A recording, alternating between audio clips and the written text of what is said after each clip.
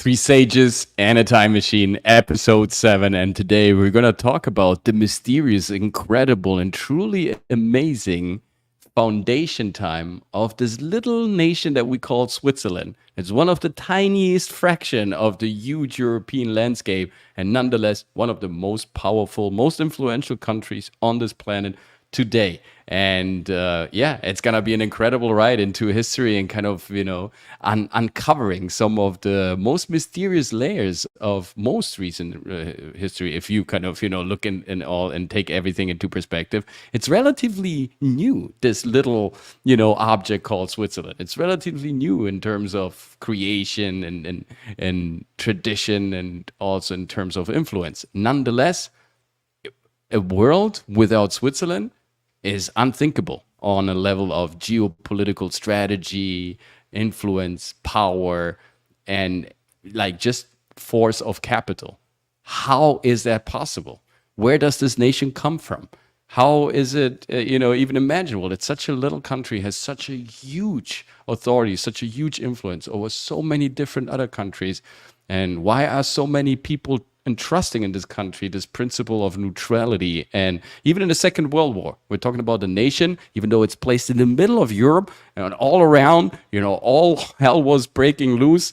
Everything was submerging in chaos. Everything was kind of falling down. All cities bombed, millions of people dying. It's an incredible, up like rise of violence and just sheer crimes happening all over the place.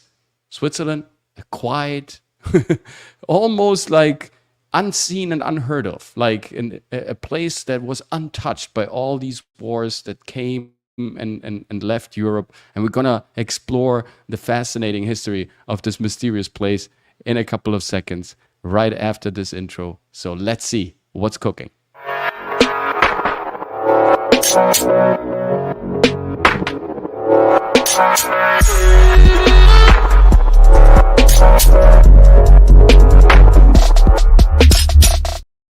And of course, Three Sages in a Time Machine wouldn't be Three Sages in a Time Machine without the devious Welsh word wizard, and without the flame-throwing, slightly alcohol addicted, psychotic Dragon Slayer commentary. So let's welcome them with a warm round of applause to the show. Welcome, everybody. Hello, everyone, and below me is Karl von Bismarck's less.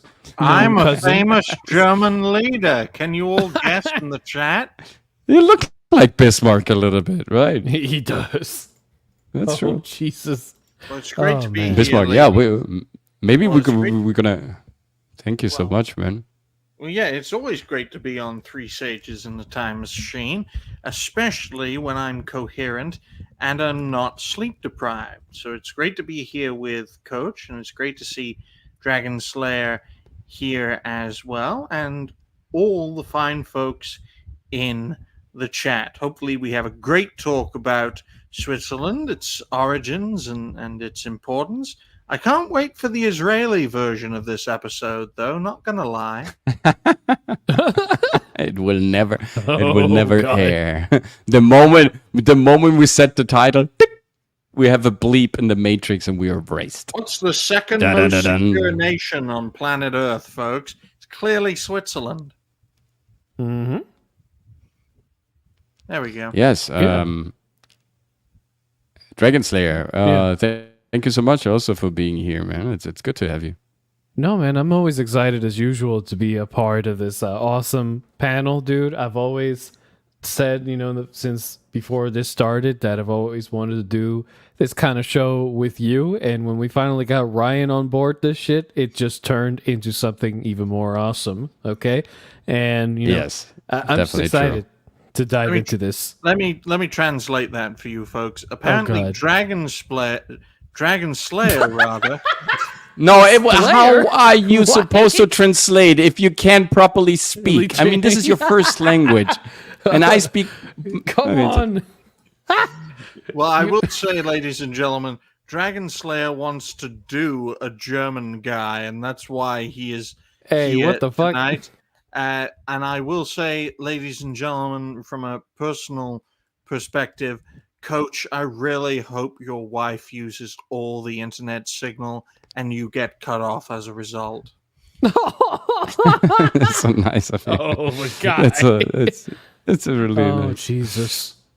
Holy shit. Dude, Wow. guys, today's topic Yes. is probably one of the most I know I always say that, right? But it's true, man. The world offers so much mystery, so much intrigue, so much secrecy, so much incredible story. So every time I say, "Hey, this is truly an incredible story, a truly amazing deep dive into our a bit of a more recent history," people, yeah, sure. You always say that, yeah, but because it's true. History truly is like the ultimate real magic mystery box, not the BSJJ Abrahams. No. The real mystery box, because once you open it up, it really offers you intrigue. It really offers you cool story, incredible characters, and very compelling storylines, like the one that we're presenting today. And here is my a bit provocative thesis after kind of looking into all the evidence and researching this matter for years as well. This is something I've been dedicating a lot of my life, because it's I'm also connected a bit to Switzerland, so therefore there was always something that was interesting, about this land. And every time I traveled there, I kind of felt, very interesting vibrations, like, let's call them that way. And so I kind of started researching this quite early in my life. And yeah, the stuff that we're gonna propose to you today, it's pure and wild and frenetic speculation, but maybe it will kind of trigger off some train of thoughts that are interesting. Alrighty then. Well, let's penetrate this topic. Let's go into the origins of Switzerland. But first, let's do point out this beautifully crafted comment by the poet Rave Ravenwolf himself, right? We have a crazy Italian metrosexual, a pet dragon, and a 1980s detective cosplaying as Mario or Wario. Let's go! I love this comment. Yes, let's go. Well, thank you for being here, Dobby the cancer patient. You're probably the only person watching this show at the moment, and hopefully you enjoy the replay as well, because it's the only way Coach is going to get any viewership on his Oh my god. Here we go again. his dying acting channel. There we go. Acting channel, come on. Thank you. It's so nice to have such great guests that are invigorating your life spirits and motivating you and the creative community. Also watching us today on nothing else than YouTube. Isn't that wonderful? And therefore, why don't you smash the like button before we actually start? Because that feels just better. It kind of gives the groove, right? I just thought of something very funny, folks. Coach is acting like a content creator and failing. Oh my god, you motherfucker. No, it's bastard. truly funny. So It is. let's give a bit my of goodness. concept, right, to maybe Yes. the viewers who don't know Switzerland that good. So Switzerland is this little country, southeast France, north of Italy, and south of Germany. So it's also right of Austria. So it's in the middle of Europe, right? It is neighboring Austria, Germany, France, and Italy. And so therefore it has a lot of exposure, just quite, naturally, through its geography, through its location and position, to a lot of, dramatically different cultures, worldviews, influences, and people kind of coming to this place. And it is also, and always has been, of course, like a transition, corridor. The Romans that wanted to go into Gallica, into France, or into Germany, and they had to kind of go through the territory that now represents Switzerland. So from its very conception geographically, it has always been a very peculiar, very interesting position. It's a small country. It's a relatively small country, and so when I started kind of digging into history, I was, of course, initially very fascinated with the World Wars. And World War II is a very, of course, a unique and very big event that took place in Europe and consumed millions of lives. Like I said in the intro, it was fought on very, violent terms, people bombing, killing each other, and it was right in the middle of Europe, where most of the action was taking place. Granted, not necessarily in the Swiss area, but nonetheless, Italy was an allied force to Germany. France was in war with Germany, and also in parts with Austria. Poland was coming in, so there was a lot of warmongering going on. But Switzerland established during that World War II, even more, I think, solidified forever this term of being a neutral country, of being absolutely unharmed by any life and any world's events, and somehow kind of having some sort of of a privilege statue, like completely avoided from all sorts. And hey, don't give me the idea that Switzerland wasn't interesting for the German Nazis or the French people, to kind of take out the vaults of the Swiss banks and earn some money in the process, right? So the money Switzerland, even back in the days, was conserving and storing, was quite enormous. So there was all sorts of motivation to invade that country, but nonetheless, it was always kept untouched, unharmed, and it kept that privilege of being a neutral state, even in the middle of a world war. And that kind of piqued my interest even more. It's like, where does this come from? Hey, Osiris, man, thanks much for stopping by. All wars are bankers' wars. Yeah, all wars are banker wars. Simple as. Always, absolutely. And I'm not saying Switzerland started this, right? We had banker wars. I mean, if you think about the Fourth Crusade, which was basically taking out what is nowadays called Istanbul, the city of Istanbul, Byzantine, it was called back in the days. The Fourth Crusade was a banker war, through and through. You can, and this is also, the Crusade is also that mystical area where fantasy, right? Like the Ark of the Covenant, the treasure of the city of Jerusalem, the treasures of Byzantine, and stuff that was brought from the library of Alexandria to Byzantine, and then was sacked by the Venetians and the Knights Templar during the Fourth Crusade. So the area of history that we are piercing with our, groundbreaking radar in our discussion today is one of those fundamental, areas of tissue of European and world history. Because after the 13th century, after the Crusades, something completely different happened on the European continent, and we're going to explore that today. So this concept of neutrality and being unharmed by the exterior forces was always in Europe, was always kind of, they attributed that to the fact that even though they claim Switzerland is a neutral place, it is also a fortress in itself. And I will show you what I mean. Switzerland is literally built, like the whole country, like a huge megalomaniac keep, a fortress. It is an absolutely invaluable, impenetrable fortress. So it is called the concept of redouane.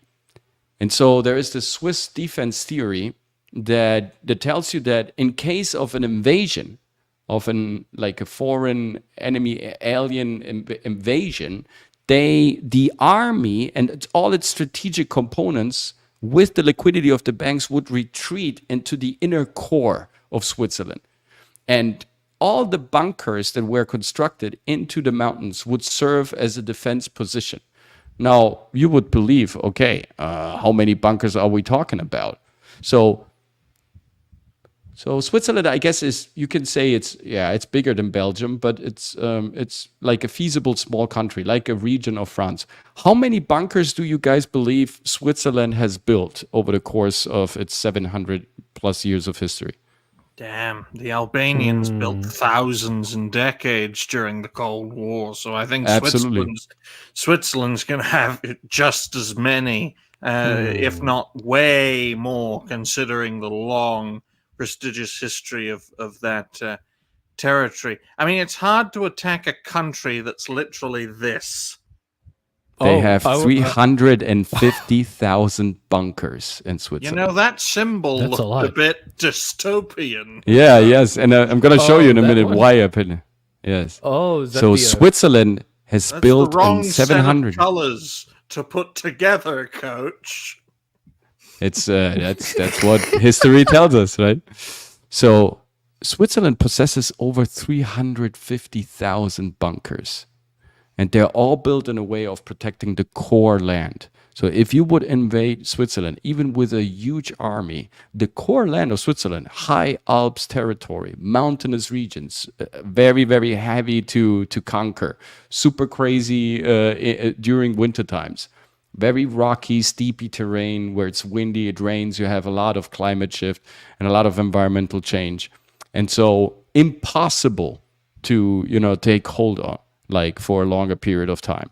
So that setting, that réduit setting, that defense strategy of the Swiss, combined with their incredible amount of bunkers that they have. And I'm going to show you a couple of pictures of the Swiss bunkers, because if you believe that a Swiss bunker looks like a regular bunker, somewhere else on this planet, of course you're mistaken. So the national redoubt or réduit was a way to preserve at least part of Swiss territory in the event of an invasion. The redoubt was manned by 8 infantry divisions and 3 mountain brigades. The Swiss practiced for war by imitating the battles occurring around them. That's another thing. In Switzerland, till a couple of years ago, there was no way you could not serve in the military as a young man. It was almost impossible to deflect from that service. And by the end of your military standards, like education, everyone, except of course the ones that were released under unhonorary circumstances, everyone else would receive a rifle with ammunition by the end of the military service. So everyone in Switzerland owns a fucking rifle and has a couple of rounds of ammunition. And that makes Switzerland also one of the most dense countries in terms of, on square footage, how many guns you actually possess, which is crazy because it's a neutral state, right? It doesn't go to war. Nobody attacks it. But nonetheless, it's impenetrable, and it has the highest density of rifles and firearms in population compared to square footage. No one who's sane would attack it. I think you should differentiate the two, Coach, because there have been efforts, especially in the Second World War, by mistake, where Switzerland was attacked from the air by both the Allies and the Axis. And Switzerland gave them a good pounding in each regard afterwards. You have to understand, these bunkers, they hold not only material and men, they hold airplanes. You see sometimes that these things here, they open up and little planes are coming out of these entrances. Look at these houses, at these rock structures. They are everywhere. You think, oh yeah, that's just a cavern, a grotto. Oh, nothing too fancy. It's a fucking defense position. This house here, if you open it up, it's a staircase to an underground facility bunker. These houses here, they are all charade. They're not actual houses. They're just entrances to underground bunkers. Here, false doors, all that stuff, all over Switzerland. You find these rock formations, and then if you go inside, it's actually looking more like this. So it's impossible to kind of get hold of this system. And therefore, Switzerland was never actually attacked. So this strategy definitely helped them to survive during the centuries, and is like a feasible explanation why. Look at this, right? You have these regular houses, and then you have a cannon in here. And you can find these structures all over Switzerland. It's absolutely insane. So when did America conquer Switzerland again? Never. It's maybe the other way. It's maybe the other way around, right? Like it looks like a chalet, but you see these slits here. They look a bit unusual. Yes. Oh yeah, you can literally put a gun tank through it. Disguised as a house. It literally, I don't know, man. These bunkers are kind of insane. It's like this country is literally prepared at any time for you got all your citizens armed and well prepared, like South Korea, but yet you're building as many bunkers as the U.S. Yes, exactly. Ready for everything. Also, Switzerland didn't let women vote until 1971, so True. Yes, absolutely, absolutely. They had a very strong look at this. This is a bunker entrance. Now, if you zoom in, you see it, right? But from the sky and everywhere else, I mean, it's really hard to determine whether this is like a natural rock formation. This is how clever they are hidden. Incredible stuff all over the country. Again, this is a bunker I do have to entrance. ask though, like, why 350,000? I could understand maybe 100,000, but why so? Why so much? Is my If you're question. good at something, Dragon, you keep on doing it. I mean, yes, I get that, but Yeah, I mean, that could be definitely an explanation. But look at this. How weird is this? whoa, yeah, that, A bunker disguised What as the a f- pineapple. yeah, Yes, almost. yeah. What's that about? So Here's a bunker disguised as a snow mound. Yeah, it's a snow mount. Oh my So God. okay, I get the concept that as an invading alien force, you don't want to mess with people who are all in possession of a rifle and possess over 350,000 bunkers all over the place where they can hide and shoot you, and that's definitely a reason. And I still didn't really understand, like, where does this military tradition out of the blue coming from? Because there are two dates as the founding dates to Switzerland. There's 1291 and 1307. These are the most feasible dates where we believe the Helvetica Confederation, and we're going to talk about the name and all that, kind of were born. Hey, what's up, Pat? Thanks for stopping by, man. You guys don't have a cannon pointing out your front door? What's wrong with you guys? Everyone in Florida has a cannon pointing out the door, of course. Yeah, Hey. I got one right at my garage. I think you're mistaking a military weapon with a sex aid, Pet. But still, I was asking myself, like, where is this highly militarized, civilian force coming from? Where is this tradition coming from?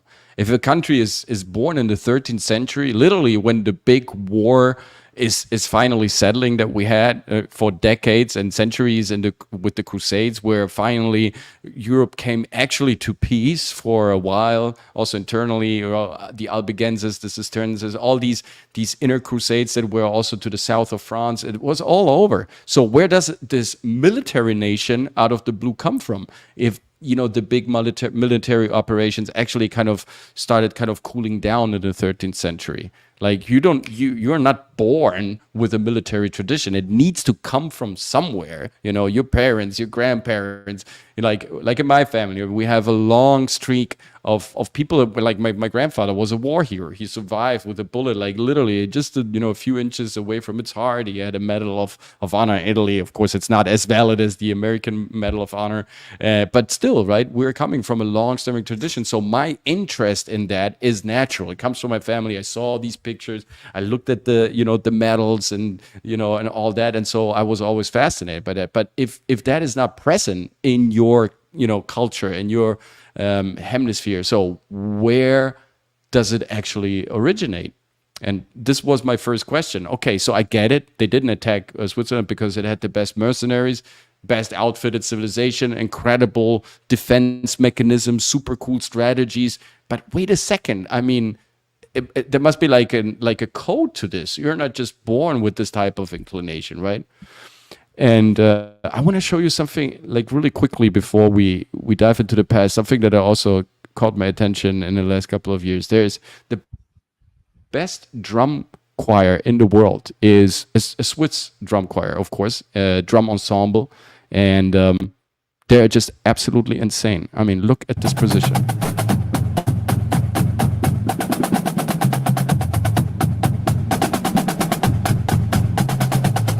Dun, dun, dun, dun, dun, dun, dun, dun, dun. Yeah, you're right. It's very precise. Yeah. Wow. Okay. Yeah, you're They right. won Yeah, all awards. It's This is incredible. extremely precise. Look at this. You can tell Coach's signal is not Swiss because it doesn't work properly.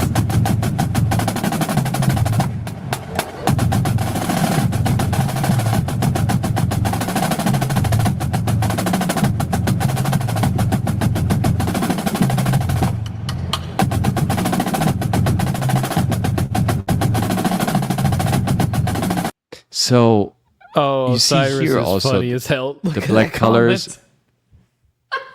comment. Come What? on. Oh, Cyrus. He said, wonder how hard they had to beat them to have them to get to that level. Probably. Well, And notice they were all probably, yeah. wearing black, which is all the labor they used to get it right. I mean, also that.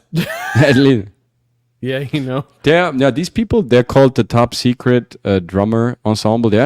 Some of them come from the military, but what I wanted to kind of exemplify with this, I mean, they are world champions. They're considered to be the best drum ensemble on this planet. They are absolute legends, and that, you know, they have competitions where they do all these types of, you know, kind of disciplines, like walking in a choreographed way, what it's the best choreography, all this stuff, the difficulty of this is nothing. This is just their warm up. But what I wanted to exemplify with this is this structure of thinking, this rule pattern, this military tradition, this deeply rooted preciseness, right? Like you also need for a banking system. So we see military and we see banking right from the start. But there was no such thing present in Switzerland before that. So where is it really coming from? And this is where my question kind of, you know, got me to today's title. I believe it is coming from the Knights Templar. So when we look at the first date that is set for, you know, being the date when Switzerland was founded, that was 1291. It was the mythos of Moor Garden. So the Moorish Gardens. This is how you would probably translate it into English. So the Battle of the Moorish Gardens, which actually took place, there is archaeological substantial evidence that proves that. We found a lot of weapons there, a lot of, you know, a lot of stratification that is very common with these battle scenarios. We don't really know how big this battle was, but it occurred. You know, the time matches, and so it's definitely somewhere in this range of 1291 that there was this huge battle. And the Battle of Moorish Gardens was basically the battle where the Helvets defeated, right? And so the Helvets themselves, coming from the Celts, you can see it even in the name. And it was said that during that battle, these people were aided by in fearsome rage, like in a holy rage, you know, fighting style by these you know, robed monks, by these clerks that were wearing these white robes. So the real inception, the time of inception of Switzerland, 1291, and this famous battle already tells about an intrusion of the Knights Templars, or at least of some striking order, a monk striking order that wore white robes. Now, if we go into, you know, European history and we check out the robes that were worn by that time, you will find very, very easily that there weren't many of these, you know, orders that were so powerful to, you know, fight these type of wars in a, you know, in a kind of organized way, like the mythos of Switzerland is telling us. And also keep in mind, you had to communicate with them. We just had 4 of these back then. And here we see also the colors that we saw with our drum brigade. And so the Knights Templar were the ones with the red cross. Funny enough, this cross is also called the Baphomet, or Dragon Cross, or Tatzenkreuz in German, which means forked paw, or forked hoof, right? Forked hoof cross. And so these were the usual striking orders, the monks that were operating in this 13th century and that were also fighting alongside these old indigenous, you know, rural civilizations that were living in 1291.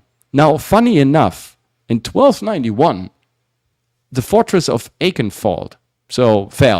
For that was basically the end of the last crusade. The fortress of Aachen in Lebanon, in today's Lebanon, was the last stronghold of the Crusaders that were coming from the West. And an alliance from the Middle East got together and they finally kind of, you know, they drove them out of their country. And so the moment the Crusaders... Yes. drove the In a way, yes. Christian to an alliance of sand people, folks, managed to push away Christendom out of what we would consider today the Middle East, and that came with the fall of Acorn. But from that, the remnants of Acorn went back into Europe, and they wanted to rebuild. And what better way to rebuild than a natural fortress in the dead center of the European continent? Spot on. I mean, that's pretty accurate. Spot on. So the thing about, if we're looking at other similarities, because I was kind of fascinated by this thought, but I also like asked myself, okay, so the time checks out, right? Switzerland was basically founded, and interesting, the Moorish Garden Battle, I think it took place during fall, and the fortress of Akon fell in springtime. So it would even like make sense, and like from a time perspective, by March, April, the fortress fell. People moved out. The Crusaders moved out back into Europe, and so arriving in Europe by summer, late summer, they're looking for a new place to stay, and there weren't much options left because Italy was already a pretty much consolidated, and also funny enough, 13th century is actually the birth of these nations. When these crusaders came back from their so-called holy wars, this is how Europe also started to align itself more sharply, because around the borders we had still very liquid movements between one cultural fraction and the other. Not necessarily all the people would always reside in their nation. There was no such thing as like a sovereign nation like we define it today. Back then in the 13th century, it was all a bit more liquid, but there weren't much places left. By the end of the 13th century, Italy was pretty consolidated. Hungary was about to consolidate. So all these countries were already kind of claiming a certain territory. And like you were saying, Ryan, this territory that we now call Swiss back then, or Switzerland back then, wasn't really kind of claimed by anyone. Yes, the Helvets were living there, the descendants from the Celts, and yes, they had to fight against other invaders. But it was like the Slavians, and we covered this on this channel as well, right? The Scythians that turned into Slavians, into Alans and Huns, all these people that came from the eastern parts of Russia and also from Asia that moved into Europe in the 13th century, the Khazars, right? They resided in many different places. And this is also sometimes where we get the notion of, in the 13th century, 14th century, people were racist. They were kicking out Jews or, some other faith systems out of their cities.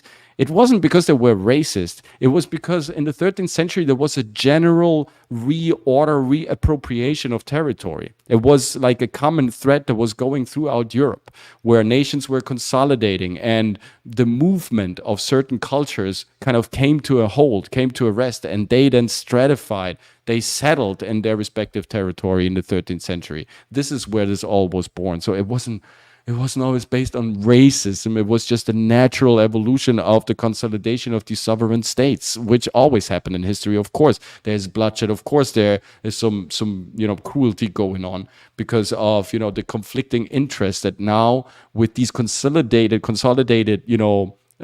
frontiers naturally will evolve, because all of a sudden 5 years ago this was all our territory. Everybody could farm, everybody could have and share its land, everybody could kind of take care of its own breed by having access to water and to the river. Now all of a sudden you were kind of fenced off, because now this is a consolidated state and a nation. Now you don't have access anymore. So this is how these conflicts were born back then.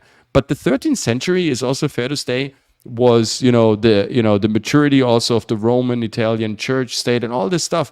It happened right there. And so like you were saying, this little kind of territory called Switzerland was not really claimed by anyone, and so it was like a very convenient, also because it's a huge mountainy region, right? It's a very mountainous, incredible. The Alps are beautiful in Switzerland. So it's a mountainous region. It's heavy to access. It's super easy to defend. And it has its own property. You really have to know the landscape in order to really occupy it. So therefore, I guess it was like a very clever no-brainer type of choice. There is another date that people kind of claim to be the founding date of Switzerland. Some other scientists, they say it could be around the area of 1307. There was an important date also because it's connected to the Rütli Oath, which is the vow of Rütli, which was one of the first Swiss leaders. And he made that oath to protect the nation. There is also a beautiful play by Friedrich Schiller. You can see that he made that oath. And this is also how, some people say this is, the spiritual, ignition of that country. So even if it's 1307, I mean, if we look into the history again of the Knights Templar, what happened 1307 to the Knights Templar? A couple of years after they came back from the last crusade. They were the victims of the first historical European-wide raid. Overnight, Friday 13th, 1307 in October, King Philip and Pope Clemens, they took over the Knights Templar banking system. And again, the Knights Templar had, to suffer another defeat. And so it's interesting that whether it's 1291 with the keep of Econ falling or the raid and also successively the assassination of Jacques de Molay, the Grand Master of the Templar Knights, that died, and then famously he said all other kings must be burned here, and then when Louis XVI was burned, and kind of and killed with, I think he was killed with the guillotine. They said there's this legend that someone appeared on that center square in Paris and said, now Jacques de Molay, the old Grand Master of the Knights Templar, is finally vindicated. Because they saw this as being, of course, like a brand mark to again, like a betrayal to them. The Knights Templar were founded in the southern parts, also co-founded in the southern parts of France. So their connection to France was always strong, right? Jacques de Molay, and not only him, a lot of French people, Eleanor of Aquitania, Louis XIII, there were a lot of people in the Knights Templar organization. They betrayed them. And they killed them all to get, hold of their treasures, of the money that supposedly they brought back from Jerusalem and from the Temple of Jerusalem. But they didn't find any treasures, nothing worth mentioning. So here again, we have a connection of the Knights Templar in need to escape from somewhere, and again a founding date that links us directly to Switzerland. I mean, you would think of the conditions of that era, especially for what is now currently considered to be Switzerland. It would be the equivalent of a boiled egg whose shell is completely fractured. I mean, little bits and pieces of territories all over the place brought together under the auspices of defending a land through a martial confederacy, for lack of a better term, folks. Switzerland, even to this day, is a strategic place. You have to consider the effect of the Holy Roman Empire within that broader system as well.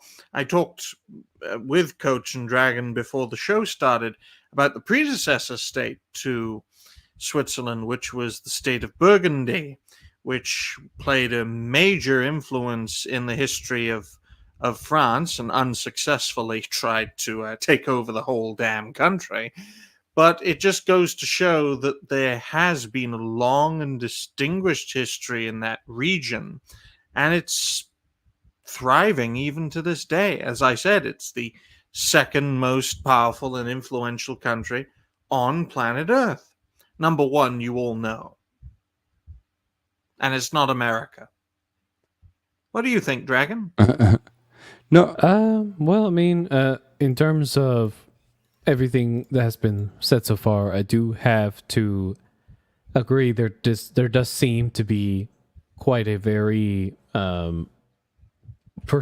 well-perceived presence and evidence that I believe the Templars did have some influence, or maybe significant influence, in the founding of the country. They may not have been so direct as they were, say, with Portugal, where one of their own became the king of Portugal. But I can definitely say that, especially near the end of the 13th century, that it is most likely that as their order was beginning to disband, as it was already known, that remnants may have scattered all over different parts of Europe and have tried to establish, so to speak, secret branch orders under different names. And most likely, these people, you got to understand, the Templars at the time were known for hundreds of years when they still held that name. They were known as very efficient bankers, but also property owners. They owned a lot of property because of the fact that they were very skilled at economics. Who would have fucking thought? And so a lot of rulers demanded their skills in order to be able to better manage their affairs. And at certain points, these rulers just told them, hey, actually, you know what? You can have this land. You can have it on loan. Just pay it to us, in taxes. Bring that back up in the chat, Coach. I need a good laugh. Black nobility. Oh, There is a lot. That's incredible. Oh, Cyrus, this is an interesting question. Oh. No, actually, we're going to touch a little bit upon Here's that some because black there's nobility for you. Oh, God. Oh my Oh, God. Jesus. Whether you believe it or not, there is definitely a connection to the sham, to the Hams, to the black nobility, also in Switzerland. It's a highly occult place. I'm gonna tell you that. And like what you said, there is definitely, maybe it's not as prevalent as in Portugal, even if we don't know that, because I want to show you now a couple of things that will blow your mind away, I'm sure. But definitely, like you're saying there, it was quite normal because they owned property all over Europe. You have to understand that the Knights Templar, why were they so powerful? Because they were basically, they installed an exchange system in Europe, an exchange system of trust. That meant that you could go to any Cistercian monastery, any Templar monastery, bring in your gold. Because if you were about to go on a pilgrimage to Jerusalem, carrying around gold was very risky, and also, it's like an energetic affair, right? You want to get rid of all the excessive weight possible. So you would, put your gold into by Knights Templar protected monasteries, whether that was in Germany, in France, and also in the eastern parts of Europe. And you would get a trust sign. This is where the trust sign actually started, the bond. And that trust paper, you could, anywhere else in any other of those properties, you could kind of course, vouch it in and get the same amount of gold. Of course, you had to pay some fees and interest. But otherwise, you would get your gold back. And massive hats to hide tiny ones. Hey, look, I have to be honest with you. I find it... So do you lie every time you don't say that, Dragon? No. That's just a Latino thing, unfortunately. That's just bad. Lying and stealing is a Latino thing. No, we don't steal. That's black people. I thought you got that shit I right, bro. agree with the comment you just shown, Coach. I do understand it completely. We all know that the greatest architecture ever We need a trace on the show sometime.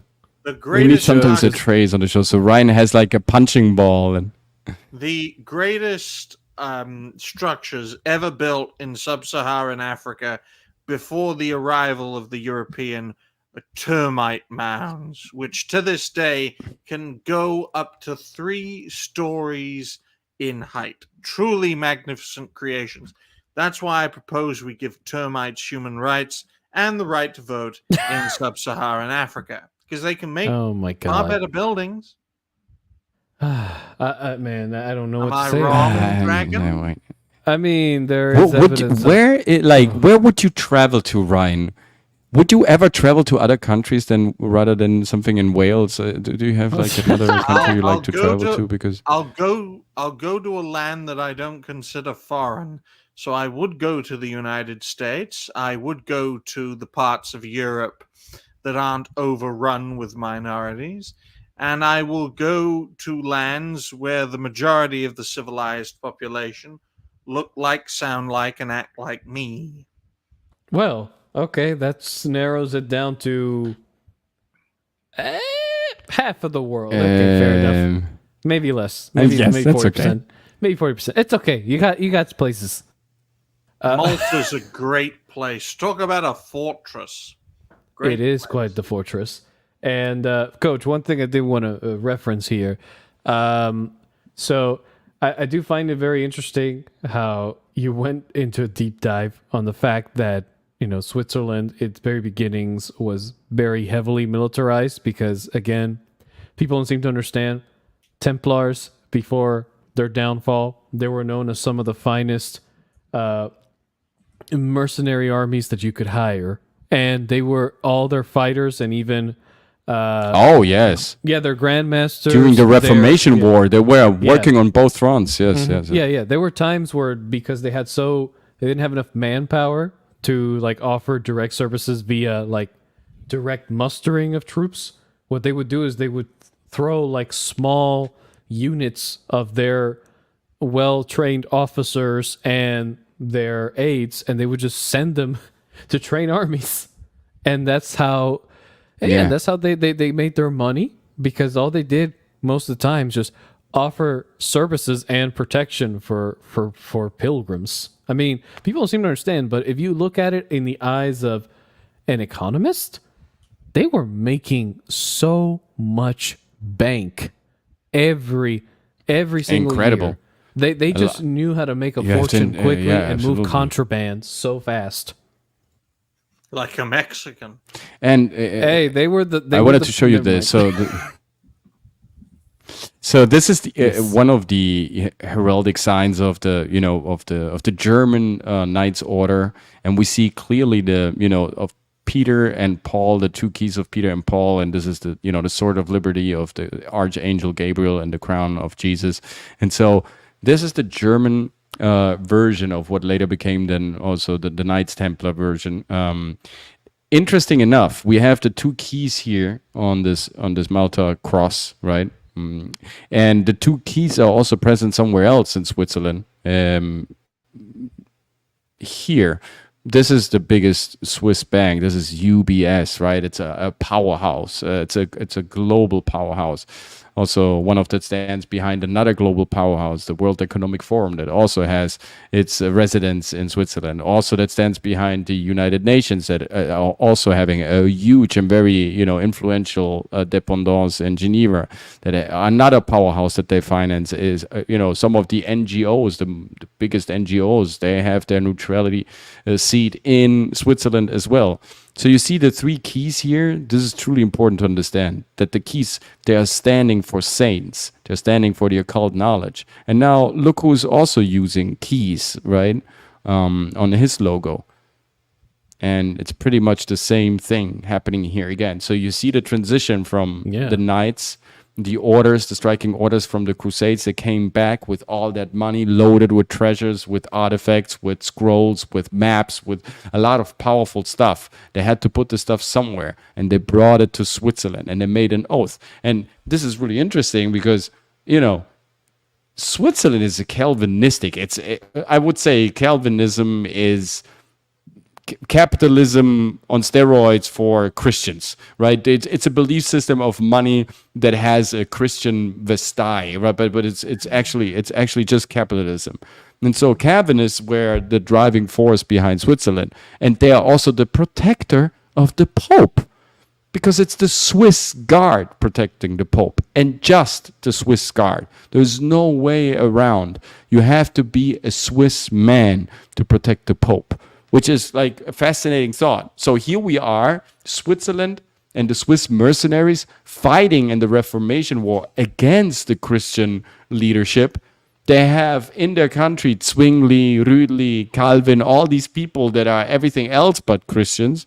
And they have a highly, tolerant society that is absolutely neutral. And they pretty much, you can practice pretty much every religion in Switzerland. But nonetheless, you are the Pope's bodyguard. So to me, that was amazing. And one reason to explain this could be the fact that the Knights Templar or the Knights of Malta or the Swiss Knights, they're all connected. And where do the Knights, of Malta have their official residence? Not on Malta, not on the island of Malta. The actual headquarters of the Knights of Malta is in the Vatican. And there are, so much a headquarter that they have their own physical state and even a passport. So the smallest country on planet Earth is whether San Marino nor the Vatican itself. It's the autonomous sovereign military state of Malta inside of Vatican City. And you can look this up. This is no joke. There's a sovereign, physical, accepted state by the international flag community that holds his position as residence inside of another state that is a political anomaly, which is Vatican City. Well, there's not a lot of room in Malta, so they had to move to the Vatican. Well, there's Vatican City is like if a country was a TARDIS. It's clearly bigger on the inside. Oh, yes, it's deeper. It's deeper. You have many deep layers. Hey, some years ago I was in Malta. This is Jones. I think this is my friend Jones, who I once worked with many years ago, who's an excellent cameraman, who should be in bed because tomorrow he needs to shoot a series. So what are you doing here? And kind of being up with us. Don't shoot with Alec Baldwin. He'll shoot back. No, we can. I don't know about you, Dragon, but I think we can cover Malta in one of our episodes of Three Sages because it's also fascinating. We definitely should. It's an anomaly. Malta is an anomaly in itself, right? Quite frankly, I'm surprised we're talking about banking without one Jewish joke yet. Don't give Ryan any sort of stupid ideas, Pat. Please. Israel here we have a greatest nation ever. Wink, wink. See, there he goes. The Wallenbergs, they still hold massive power in Switzerland and own companies like ABMB. Now, research where that family comes from, Osiris. That is truly amazing. Where are the Wallenbergs coming from? The Wallenbergs are clearly a front for the Hebrewberg money grabber group. There we go. There are the Jewish jokes. Oh. I don't know what you're talking about, Dragon. You should be looking this up, folks. Oh, goodness. So the UBS bank logo, the Vatican logo, the logo of the German Knights and the Knights Templar, they all correspond. They're all having the same insignia, the same heraldic, the same Vestaya. Is it they have the same. They have the same vestige, and so that, of course, comes into play. The Calvinist mindset of the Swiss population reflects perfectly the Knights Templar mindset, right? To work for God, to work for the accumulation, to work for power, and to concentrate on that. The Knights Templar, famously, they created their banking system all over Europe. They had these trust papers going all over, and they were the first of creating those exchanges in the first place.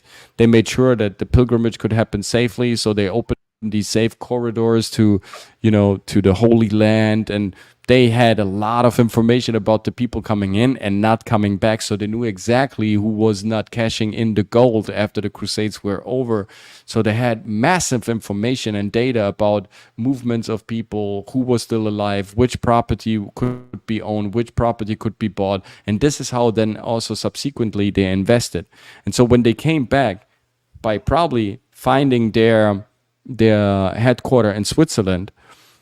And now we're talking a little bit about the black nobility here, because there is definitely a very interesting link to that.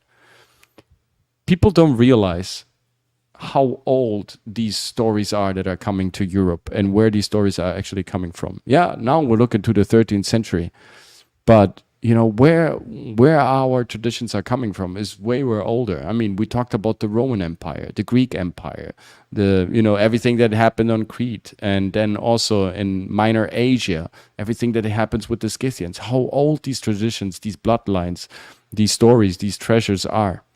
Now, if you go to Kloster Einsiedel, that's one of the biggest monasteries there, where you have the oath of I think the oath of Ridley was sworn in there. So it's one of those monasteries that were the founding, places of this new nation called Switzerland. You will find the Black Madonna. And the Black Madonna has, again, that's like an episode in itself, maybe even 2 episodes. The Black Madonna is linked to the Irish, to the Indians, to the Irish wanderers, to the gypsies. It has so many different links also to Egypt, of course. The Black Madonna is an occult veneration also of the darker sun aspect and all that stuff. And we found Black Madonnas in the heartland of Europe, all over Europe. We find it also in Sicily, of course, where it shouldn't surprise us as much, but we also find Black Madonnas in the south of France and also here in Switzerland. And the Black Madonna is, of course, related also to the Moorish royalty, to the Moorish bloodlines, and the Huguenots that later, with the help of the Portuguese people, escaped to America.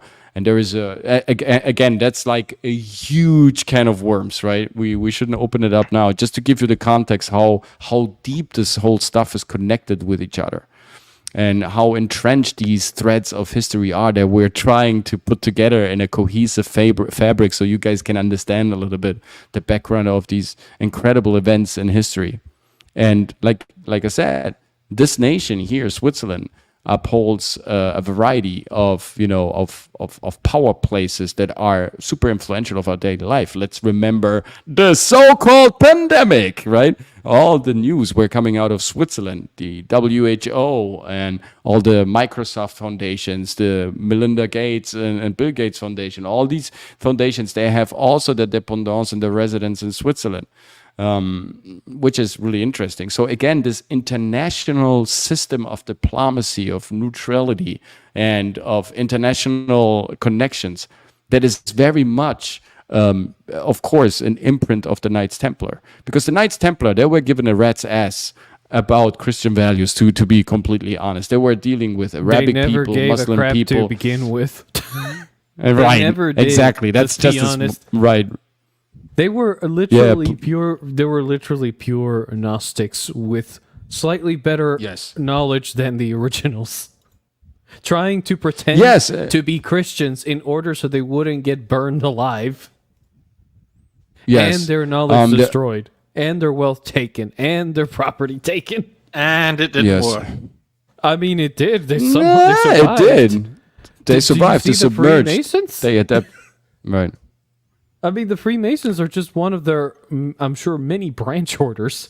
They definitely were their inheritors.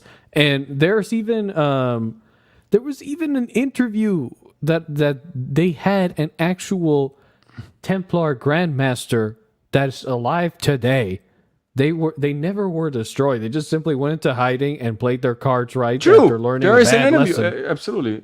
There is a literal interview. I can pull it up. They even got their own fucking show on Gaia TV. I met a Templar official in Rome. And he was an officer. He was entering Vatican State, so definitely, it was the real deal, and he had no problem disclosing this. So. It's not even a secret. Sorry, Coach, but it's not. No, it really is not a secret that they are fine. I will apologize. My fellow hosts are stuck in the Assassin's Creed universe. No, you know what's funny that now that you say that, Ryan, is number one, that's false, because in real life, the real life Templars were more akin to the Assassins than the Templars in the game. The Templars in the game were more akin to the Catholic Church. Because if you read actual manuscripts from the time, especially during the founding of Portugal and before it, you literally have Templars constantly complaining, especially the ones that were initiated in the higher orders or degrees, as they called them, of the organization. They were constantly complaining about the fact that they had to play this little game of cat and mouse with the Catholics in order to preserve their knowledge, because they believed that literally knowledge is everything, and hence everything is permitted. Oh, well, fuck. Now where did he go? No! Come back! Oh, God. What happened to Where Ryan? did you go? Where Oh, did God, you? what happened? My screen. Don't hurt froze. me. Oh God, No more. No, I was worried. That's why I had to. Oh, God. That's why I had to Oh, boot God. up a new thing. But I do understand that Dragon Slayer has clearly been indoctrinated by Abs to Go. Oh my God, fuck you. No, for real. It's in their actual history. There's also been discoveries of Templar sites that a lot of archaeologists for the longest time had no idea why these supposed graveyards had open graves with no bodies in them, and turns out it's because the Templars literally Yes. did a Gnostic ritual with their initiates where they would give them psychedelic drugs similar to how Native American shamans do with ayahuasca. Just put them in a sort of near-death state because of these herbs, and then place them in those literal grave holes. And the idea would be that they would rise again they would rise again like Jesus, okay, in the following morning, as born again as a new man, because they've been exposed, their mind's been opened, awakened, whatever you have. This is their real history. Like I said, it's in their manuscripts. A lot of people may say, oh, it's bullshit, but once you actually research into it, it's not. This is what these people ardently believed in, and they were willing to protect it with their lives, even kill people over it, especially Catholics, because to them, the Catholics were literally Satan. Like, no, I'm not joking. To them, they thought the Catholics were just the worst system ever created to suppress the freedom of man, and that they took advantage of the ignorance of the populaces of all the European kingdoms in order to in order to suppress them of knowledge. And the Templars believed it was their mission to safeguard the true knowledge and transport it over somewhere that the Catholics could not get their dirty hands on them. And there's even theories, because of certain archaeological discoveries, that they took some of those artifacts to their secret bunkers or storage houses, if you want to call them that, in the Americas. Yep. Hence, and there's even another theory, and I'll stop here because I want Coach to continue this talk. There's also another theory. No, you can derail as much as you want. I love listening to your lovely voice. Well, there is something a Templar Grandmaster said in an interview, which is that he said the reason why the Native Americans... Put it up, yeah. Dragon. What? Oh, I mean, I have to look it up, but I have to look up these specific. I mean, we're episodes, gonna do that. Definitely, we're gonna have a Templars episode on this channel. Maybe even like a double episode, will, because if but we I really will- want to deep dive for the Templars, I'll link it's the just gonna be episode. insane. I'll link the episode, but while I'm looking it up, just so Sure. you guys can get some context of it, there was this thing where people at the time, the way they shook hands was not really like in the same way you and I do every day, you know, the typical normal handshake. In fact, it was more like people would, grasp each other's forearms, like how the ancient Romans would do it, you know, That's or not bow. what he meant. No, I don't mean. God damn it! How Shut manly of them. Shut up, But- man. Anyway, But the thing, it's like the regular No. handshake we do now. Supposedly, the reason why the Native Americans trusted Columbus and some of the Spanish conquistadors is because they were told to do that specific handshake when they met the natives, because supposedly the Templars taught the natives that, hey, we will return, and when we do, we will let you know by the handshake. Again, I don't, like I said, it's a theory, but I think it's still fascinating. Should have given them a new message. If they shake your hand like this, you're all gonna die. I mean, That's exactly what unfortunately, happened. yeah, unfortunately, but I mean, it is what it is. Hey, white man beats brown people. Fine by me. Funny enough, the Templars believe the same thing you believe, that across the ocean was they were trying to resurrect Atlantis by creating the new Atlantis, which I thought that was just interesting because You mean said that- Wakanda? I mean, yeah, real life Wakanda, but better. and less brown. Yep. Funny, yeah. Well, And anyway, here's a fascinating facet that I want to add. So far we have established that there are like huge commonalities, between the Knights Templar, the Templars, how they lived, how they were structured, organized as a culture, society, what they were believing in, and we see a lot of reflections, kind of also going down into the qualities of Switzerland, like this supranational, supra-neutral type of status that they enjoy, this privilege that they have, like the Knights Templar, that were like this supranational operating banking and faith system that everybody was trusting in, with these trust bonds all over Europe, with huge influence and a lot of real estate. And this tolerance, kind of welcoming idea of, everybody can practice his own cult, even though you are a Christian defender. But a Knights Templar in itself, like we just described, was actually a heretic, right? He was whatever, venerated, whatever, like Knights Templar were heavily connected to the occult, heavily connected to symbolism, to Jewish mysticism, and to, of course, also the veneration and the adoration of Baphomet, but that were also very strongly linked to the Egyptian heritage. And now this story gets an absolutely absurd turn and twist. I promise you guys, you won't believe what I discovered for you. So the thing about the Knights Templar, of course, was the treasure that somehow was covered. Hello, guys. I can hear. Oh, Hey, guys. Oh, Lord. You still there? Oh, yeah, yeah, we're still there. Come on, Okay. come on, Signal, collapse. No, Ryan. Okay, be so quiet. Don't listen to him, Signal. So the Temple of Jerusalem and his mythical treasure, we have many fascinating books. I mean, I can only recommend you to read Hiram's Key, maybe, and also everything that Graham Hancock brought forward. There's incredible, interesting evidence that is connecting, the Templars with the treasure of the Temple of Jerusalem. I mean, the very essence why they call themselves, Knights Templar is because which temple are we talking about? We're talking about the temple in Jerusalem. Now, whether we like to go into the debate that the temple actually never really existed in that place, that we're actually talking about another country, right? Because there's speculations about Ireland being the Holy Land and Scotland being that, and the names just being put into the Holy Land. But definitely there was something going on in Minor Asia. And that thing that was going on was actually called Egypt, because the temple, the Temple of Jerusalem, was powered by ancient artifacts that came out of the country of Egypt.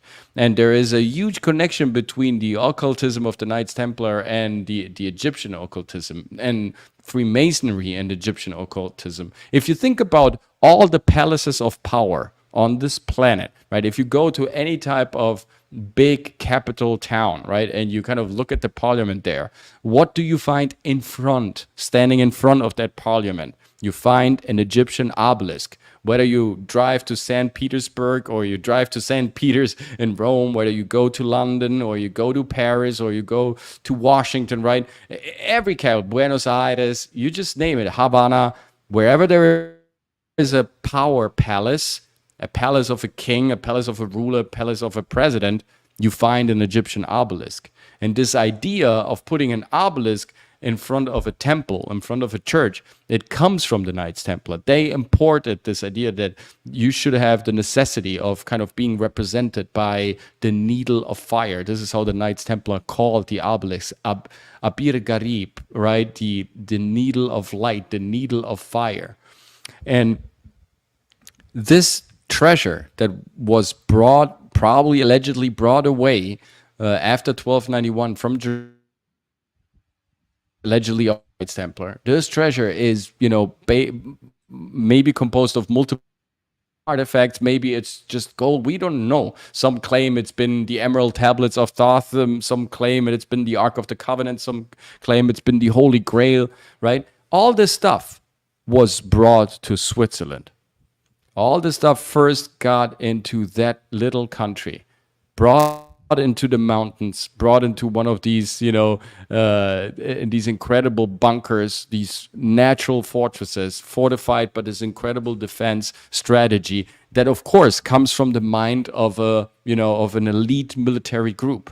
again, when we look at the foundation of Switzerland, we see all the imprints of a military elitist group that knows exactly what to do and how to do it. The adoption of the banking system, the usage of the 2 keys in their logo, the fact that they protect the Pope that, also, flashes the 2 keys on his flag, the usage of the same symbolism, this open international tradition of, diplomacy, these supernatural institutions that kind of govern us without being elected by us democratically.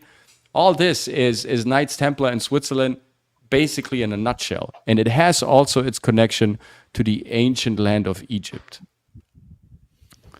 You don't believe me? Here we go. I got something for you, suckers. Now eat this. No. You know what they found in 2011? That half of Swiss men share Pharaoh genes. This is from July 29, 2011. This is real news. Every second Swiss male is related to the Egyptian pharaoh Tutankhamun, according to research in Zurich. Now, scientists working on mapping the genetic profile of Tutankhamun, who ruled Egypt over 3,000 years ago, were able to reconstruct his Y-DNA profile. And they found that he... Hello? Oh, God. Coach. Yay! Coach was exposing. They found that he belonged to the yes. group. Oh, there we go. Okay, no, he's Hello? not secretly. Yeah, for a moment I thought they almost got our Harper here. Okay, go ahead, sir. You can yeah. No, ladies and gentlemen, they got him. Oh no, is he okay? All right. There you go. Okay, you're good. So it is impossible to tell from outward appearance, which is kind of weird, if one shares this gene with Tutankhamun. However, the curious can get a special DNA test to see if they indeed are related to the pharaoh. Scholz pointed out that while it may be impressive to share a gene with the ancient Egyptian ruler, it offers no particular genetic advantage.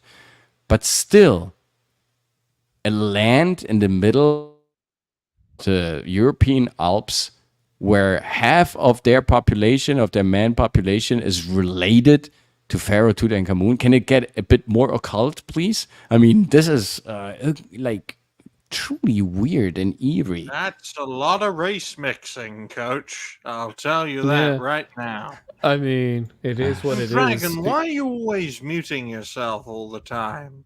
What? Keep What do you mean? muting yourself all the time. Because he's touching himself. What? No, what? He's No, always you making these strange noises. What the fuck? Huh? Oh God, yo, no. Too much immigration. Yes. I put the link in the chat of the so-called Templar series. I don't know. I like to mute my mic because that way I can just listen, just without having to worry about the fucking thunderstorm that's outside. Silly noises like ooh and ah and Huh? No, I'm Yeah, not like 5, Brian. yes, you are. They're fuck you fucking Ron Imagine Jeremy a world wannabe. imagine a world, folks, where Dragon Slayer is a Oh my parent. God. I'd feel sorry for those children. What the fuck? Hey, don't you go on about that shit. You look more like one. You fucking remind me of fucking BTK over here. Anyway, just so you know, disclaimer, there's a literal storm brewing outside my house, so I do have to mute I'm this gonna mic. search for storms in the United States now. I mean, yeah, there's quite a bit. Go ahead, sir. Continue. No. It's Oh. it's so funny to listen to. Oh no, to you yeah. guys, Well, it's beautiful. No, I was just imagining that a lot of people. No. Here we go.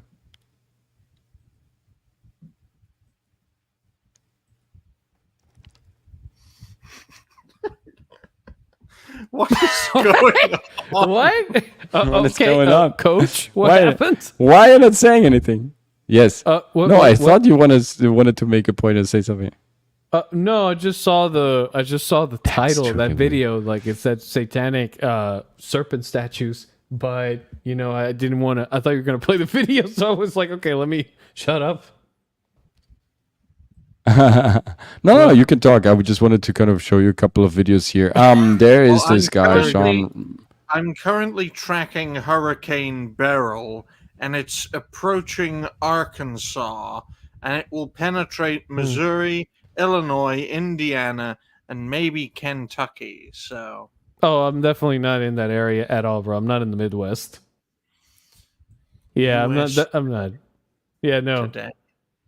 There we go. Okay. Well, Coach, let's just. What do you want to show us here? Because I Thank think this you. looks very interesting. Yeah, because Ryan over here is trying to be fucking the BTK weatherman over here to find his next kill. So please tell us, what about these reptilian statues? What happened? No! Coach, no! Come back! Hey, Dragon Slayer. Guess what? I What? think I might just leave the show and have you Oh, do it on God. your own. Oh, no. Don't you there now. Oh, my God. What happened to Coach? Oh, Well, goodness. Storm got him. Now he's gonna have sex with his wife. Because Well, I'm telling you, Dragon. Before the show started, Alejandro turned up. She was very disappointed because she had some time off from her work. Why Coach would let his wife work, I don't fucking know. But she had Oh, some God. time off, and he was like, "No, I got a show to do," and she looked very disappointed. And Oh, my has no God. doubt sabotaged the signal to ensure that she can get a good fucking. Oh, my God. Yeah, this is... Oh, there he is. You okay, Coach? What happened? Ryan... I don't know. Isn't that weird every time we run the show and we touch on sensitive topics and we're not even saying anything and it's all of a sudden everything starts to go Yeah. wild in the internet? It's yeah, kind of It's crazy. odd. It is odd. I was wondering... Yes, I know, Brett. I'm just saying... Uncanny, like, yes, more hair than the original model, but very close. Anyway, show us this video before they hit you with yes, like absolutely. a shadow ban of extreme proportions where we can't even talk about serpents anymore. Ooh. So talking about the obelisks, it is, I mean, why do you find these obelisks in Switzerland? I mean, and you can find them all over the place. There are weird obelisks standing all over the place in Switzerland. Again, it's a mountainous region in the heartland of Europe, north of the Italian Alps, right? And we have half of Swiss men linking directly to Tutankhamun. This esoteric occult Knights Templar order system with its international banking tradition and its worldwide global supranational net of, trust bonds and services and mercenary services coming to this land and bringing this occult knowledge. And therefore we have all these obelisks and weird statues, weird places all over Switzerland, like this piece right here. Now, the interesting... Right. I was just going to say, ladies and gentlemen, the world's most dangerous dildo. You'd have to zoom out. Hold on. Yeah. Really? Oh my goodness, this is a Trayan language. No, play the tune now. Play the tune. Play the sound. Play the sound. We're back now, boy. Play the sound. Oh my goodness. Oh, written in multiple languages. Oh, okay. Now this is stuff. Revolution, right? Sun Revolution. This is. We have everything on here. We have Old Phoenician. We have some Sumerian. We have some encryptions that I can't really understand what type of lettering. We have all sorts of Chaldean letters, right? And this obelisk and this needle of light just standing there. And of course it says Pei Rasol, right? So it's all around Sol and the sun. And here we have the double S, which of course stands for the serpent, right? And yeah, I would say this is a very weird object. Definitely, I don't know what the reason is for this obelisk to just stand there, but maybe it's on a special marker. Maybe it's in front of a power place, but you can clearly see these occult, Semitic, ancient alphabetic language symbols, right? That are all, and here we have, of course, the sun, the occult sun, Sol, Saturn, the serpent, somehow all connected to this. Yeah, no, I think it's pretty fascinating. Though a lot of people don't seem to realize there is quite a lot of obelisks throughout the planet. Yes. There is there's hundreds of thousands of them, and it's funny you showed that picture, that frame right there, of heads pointing to a specific direction away from the obelisk, because it kind of reminds me of the Moai statues. Very similar in the fact that when they did research on them, they found out that because apparently the Moai statues in Easter Island were facing one direction, looking towards another land, and then they go to that other land, and what the fuck is that? Thunder. Yes. Oh, you mean that is oh no, Yeah, sorry, sort of that's rain. that is Ryan on a diet. When Ryan is on a diet, this is how it looks like. That looks like the cat that a North African killed in France and then skinned and then ate on the street on the floor. Yeah, this is is that like a serpent or something, or is that? Yeah, it's like a standing serpent entity that is holding something here. Yeah, it's it looks truly It's weird. like a snake raping a rabbit. What? Okay. Are you still speaking English? Is this like what are you saying? I don't even know what he was going for there. Damn. Okay. It looked like the snake was wrapping itself around the rabbit and was raping it. Well, okay. Well, there goes YouTube monetization. Coach isn't monetized, Dragon. Unlike you. Thank you. Congratulations for getting monetized despite making fuck all. Oh, who cares? But hey, it is what it is. No, but I think it's very fascinating that you said that. It's just. Oh, thank you. No, not you, Ryan. Shut up. I'm talking about Coach, of course. No, I think the obelisk is. I think it's very interesting that they have that kind of obelisk set up in that place. It feels like, based off of the architecture, is quite well meant to gather unsavory types of energy there, of environments. Yes. Not really a place you would go out for a picnic, so to speak. Yeah. And why aren't more Africans living in Switzerland? Maybe because they're keeping them out. I don't know. I mean, their immigration system. No one wants to live in a country that's essentially this. I mean, with like undulation like this, you can assassinate a president. With undulation like this, Dragon, you don't want to live there. You really don't. Interesting. All right. Well, I got nothing. I thought it was fascinating. That's all. What I'm about to show you.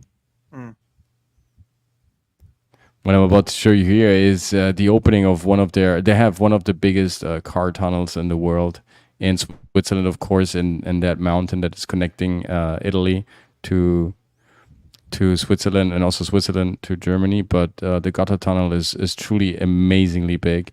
And this was their inauguration of this tunnel.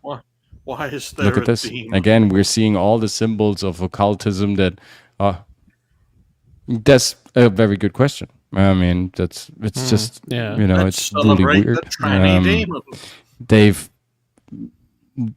look like this whole, the upside down tree, and, all these people where look at this. I mean, this is really truly disturbing. This was the inauguration party for this new channel, this new tunnel that they built. And now, funny thing is, this tunnel is all sparked in mystery and kind of, strange occurrences are happening inside of that mountain. People are hearing sounds, voices, strange incidents are happening. It's been blocked many times and then reopened and reclosed. And now the Swiss government is claiming, oh, yes, we didn't know, but we drilled this tunnel and we very close to one of the tunnel walls, one of the chamber walls is kind of connecting to an underground bunker system that wasn't on the map, right? And so we found a bunker inside of a mountain that wasn't mapped out, right? And so we had to close the tunnel in order to kind of check back with our government to know if this bunker system is still in usage, because it looked like a military facility. So they drilled through a mountain, and allegedly why they're stopping now with the opening of the tunnel and how it's supposed to be is because they found another unknown bunker system inside of that mountain that wasn't on the map. Maybe it's money that they need to let. Is that Spanish or Italian writing? That's Italian. Oh, so you listen to things in German, but you read in Italian. It's strange. That's called being multilingual, Ryan. It's you mean bilingual as opposed to bisexual? No, I'm trilingual. If anything, I'm trilingual or you're trisexual. What? That's not even a thing, also. Ryan. Be quiet. Oh my goodness.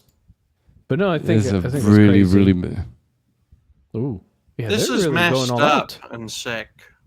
It is kind of yes. It's very bizarre and strange, especially that. Like, holy shit! Okay. At least it's not diverse. What the fuck is going on? Look at this stuff, know. Man. I mean, I was like, I don't know. When I saw this the first time, I couldn't believe it. Look at this. The scarabæus, the Egyptian scarabæus, with the skull hat coming down in front of the Mephisto, the naked man. And it's incredible stuff. Look at this. Yeah. Prison orange suits. Okay. Not sure. Again, I'm not exactly sure. Starring George Floyd. Yes. If you watch this whole if you watch the opening ceremony, you really get scared. It's like watching Rosemary's Baby just live in real time. What's that?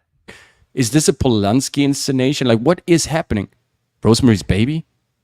What do you mean? That? What's that? Who are you? That? What do you mean? What's that? You haven't seen Rosemary's? No. Roman Polanski, one of the greatest filmmaker. Wasn't he a sex offender? Yeah, that's why. Right. Oh man, look, Rosemary's Baby, man. It sometimes comes with flaws, okay, Ryan? Yes, it's bizarre sometimes how greatness expresses itself. Yes, absolutely. It's kind of that's fucked true. up, but yes, it's true. Okay. What about? Don't forget about Harvey Weinstein. Fucking hell, that's insane, though. What's a Rosemary? I don't know. So here we have another one of those groups. This is of the Holy, of the Holy Sepulchre of Jerusalem. This is the Order of the Holy Sepulchre of Jerusalem.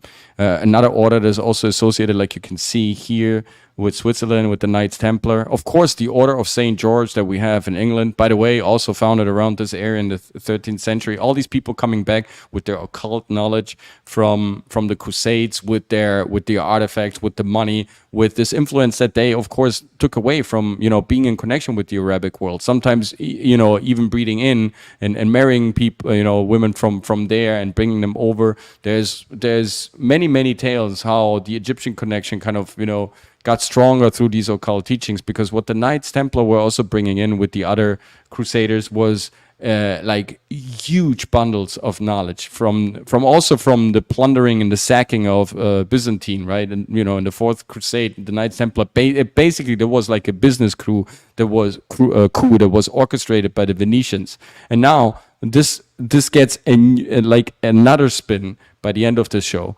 where I like to introduce the Venetians, because the missing link here is this little oligarchy that we have in Venice was at its time the strongest powerhouse in Europe. It was one of the most wealthiest and most powerful, strongholds in Europe, and it had its own republic in the sovereign state and a consolidated state of Italy. So it was never, it was like a maritime republic. It was never considered being part of terra firma. If you look at the lagoon state, the city of Venice itself, it's built on water. It's not terra firma. It's not solid ground. So it has its own maritime laws that apply, commerce laws.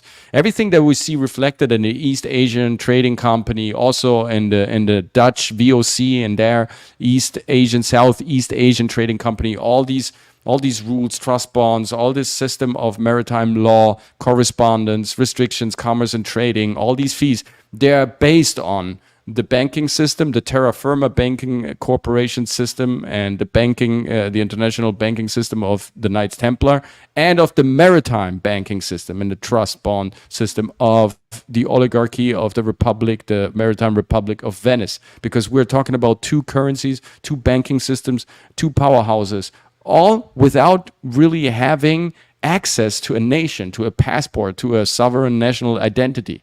The Knights Templar were an elusive group operating in a supranational way, and the Venice oligarchy and their maritime republic, they were operating on water. They weren't really part of the terra firma, empires and kingdoms. And they were also not breeding in with these people. They were not marrying in these empires, in these kingdoms. Actually, these kingdom, the kingdom of Spain, kingdom of Greece, they were actually kind of reluctant to the idea of adopting someone of the Venice, oligarchy into their hierarchy system. So the Knights Templar and the Venetians, they had similar interests, a similar way of operating, and therefore they struck a very, very strong bond. And after the fall of Aachen, and with the problems that the Venetians were already facing, because they knew that there was a European alliance, the latest after 1307, where it was clear that now they got rid of the international banking system on firm ground. The next would be, of course, the maritime banking system of the Venetians. So the Venetians knew they would come after them, after the Knights Templar, their bodyguards were gone. And so by the 15th century, this proved to be right, because there was the huge European alliance that took out the Venetian Empire, the richest empire that in square footage ever existed on this planet. Hold this into account. It's a little lagoon state. It's a little fucking city that dominated the Mediterranean and also the Asian trade routes. And they were then hijacked and adopted and implemented later on by the Dutch Empire, that holds a lot of qualities that the Swiss Empire also holds, right? The Dutch are also Calvinists, right? They are Christian capitalists, and they're very nihilistic, very tolerant, and at the same time very open, and they still practice their old traditions and also occult, rituals and all that. So again, we have all the trademarks that the Knights Templar were bearing that kind of, also shine in Switzerland. Plus, when by the 15th century, the Venetian oligarchs fled, they had no place to go, because basically everyone was against them. They just had one place they could move into that was relatively sound and safe and pretty close, which was, of course, Switzerland. So the Wallenbergs, the Warburgs, the Thurn and Taxi Germany family in Germany, the Welfs from Germany, all these families, actually the Colonnas, the Farneses, these were old patrician Italian families that were coming out of Venice and now settling into Switzerland and bringing, again, even more money, artifacts and knowledge from their vaults, from their safes, right, into Switzerland. So Switzerland, in a couple of 100 years, grew with the maritime power of the Venetians and the international terra firma power of the Knights Templar, and to the supranational, sovereign, neutral state that was almost impenetrable. And in a matter of these 2 centuries, it established itself as an absolute dominant force in the center of Europe. The mountain jewel of the greatest continent humanity has ever conceived. Unfortunately, it is getting rather late for me, and I am getting rather tired. So I'm going to let you two fine gentlemen Oh, good, sir. wrap this show up. But I'm sure we'll have a good talk about Malta and a good talk about Israel, and I'm sure our viewership will skyrocket as a result. So thank you both very much for having me on. Dragon Slayer's too busy having a wank to say. No, I mean, you'll hear in a His moment. second. Yeah. Wait. Come on. You'll hear this thunder and just... I mean, you can literally hear the rain pouring outside. Oh, wow, I heard it. Wow, man, I heard it. That's thunder right there. That's why I muted, motherfucker. What? It's Dude, literally pouring outside. wow. But it's nice. Thank you for this. I mean, it's a nice sound effect. It's Yeah, you just want to raining a make the lot show in better. Florida, Thank you, Dragon. based on the weather report I saw. Oh, it's raining a lot in Yeah, the a couple of northeastern drops. U.S. in general. Yeah. But it's Yeah. quite nice and relaxed here in the United Kingdom. One of the main reasons I stay here. But you guys can check me out over at Ryan Roger Athe. I am the host and founder of Reality Based. We won't be making any videos for tomorrow. I'm gonna relax Mm. the Wow. end. As we near the end of No, now this he's rich. joyous- That's why, right? He's making money with YouTube. Right. No, I'm going to succeed, Coach, without a dime, which is going to be even better than succeeding with dimes, like Hypno and all of our good friends do. So, yeah, I'll be living proof that you can succeed with a budget of zero. So, and stick around though. Yes, to that's talk great. About how Switzerland Stick got to around. the current day. I'm going to bed because it's late in the UK. So until next time, ladies and gentlemen, and no other degenerate beings, bye for now. Bye. Thank I you hope the for thunderstorm coming out, man. kills Thanks you, so much. dragon. Bye. Oh, screw you. Oh, man. Jesus Christ. That's always good. It's always good. Dude, this Man, rain. what's going on up there? Are you safe? No, I'm fine. Yeah, really but concerned. like it's just holy shit. It's a lot of rain lately. Okay, well, continue, sir. I'm gonna mute myself because this thunder is coming Sure, in man. like 2 seconds. Oh fuck. That's a lot of thunder. Okay. Well, continue, Wow, Coach, please. man. Ignore the thunder. So let's take a look at another flag because, guys, flags, symbols are truly important, right? They speak for a certain knowledge. They come from a certain tradition. So we have this here in the United States, which is, of course, the flag of the radical, fascist, racist, extremist group of the Ku Klux Klan. And by no means I'm here to anyhow endorse these fanatics and these maniacs. we're not. But I want to take a look at their flag because, like I said, there is no coincidence in flag giving, color giving. All this stuff is strategically planned out, and there is something like the flag community, right? And so every flag has its own, sovereign identity. It stands for something, and of course, it's every flag sees itself in the tradition of a culture or representative. So this is the flag of the Ku Klux Klan, and you basically see the Swiss flag only encircled instead of being in a square. And you have the Holy Drop of Christ. Of course, this is also the Vodafone logo. I'm sorry to disappoint you guys, but yeah, unfortunately, Vodafone. If you look at the Vodafone logo, it's a perfect match, right? It's the 6, the blood 6, the 666 principle. Now, why am I putting this up? No, because the Ku Klux Klan understands itself as being an order. It's being a knight order, and it's an esoteric order nonetheless. And of course, the Ku Klux Klan was founded in the 19th century. Albert Pike, we know, blah, boom, blah, blah, blah, blah. There are many theories about the name. One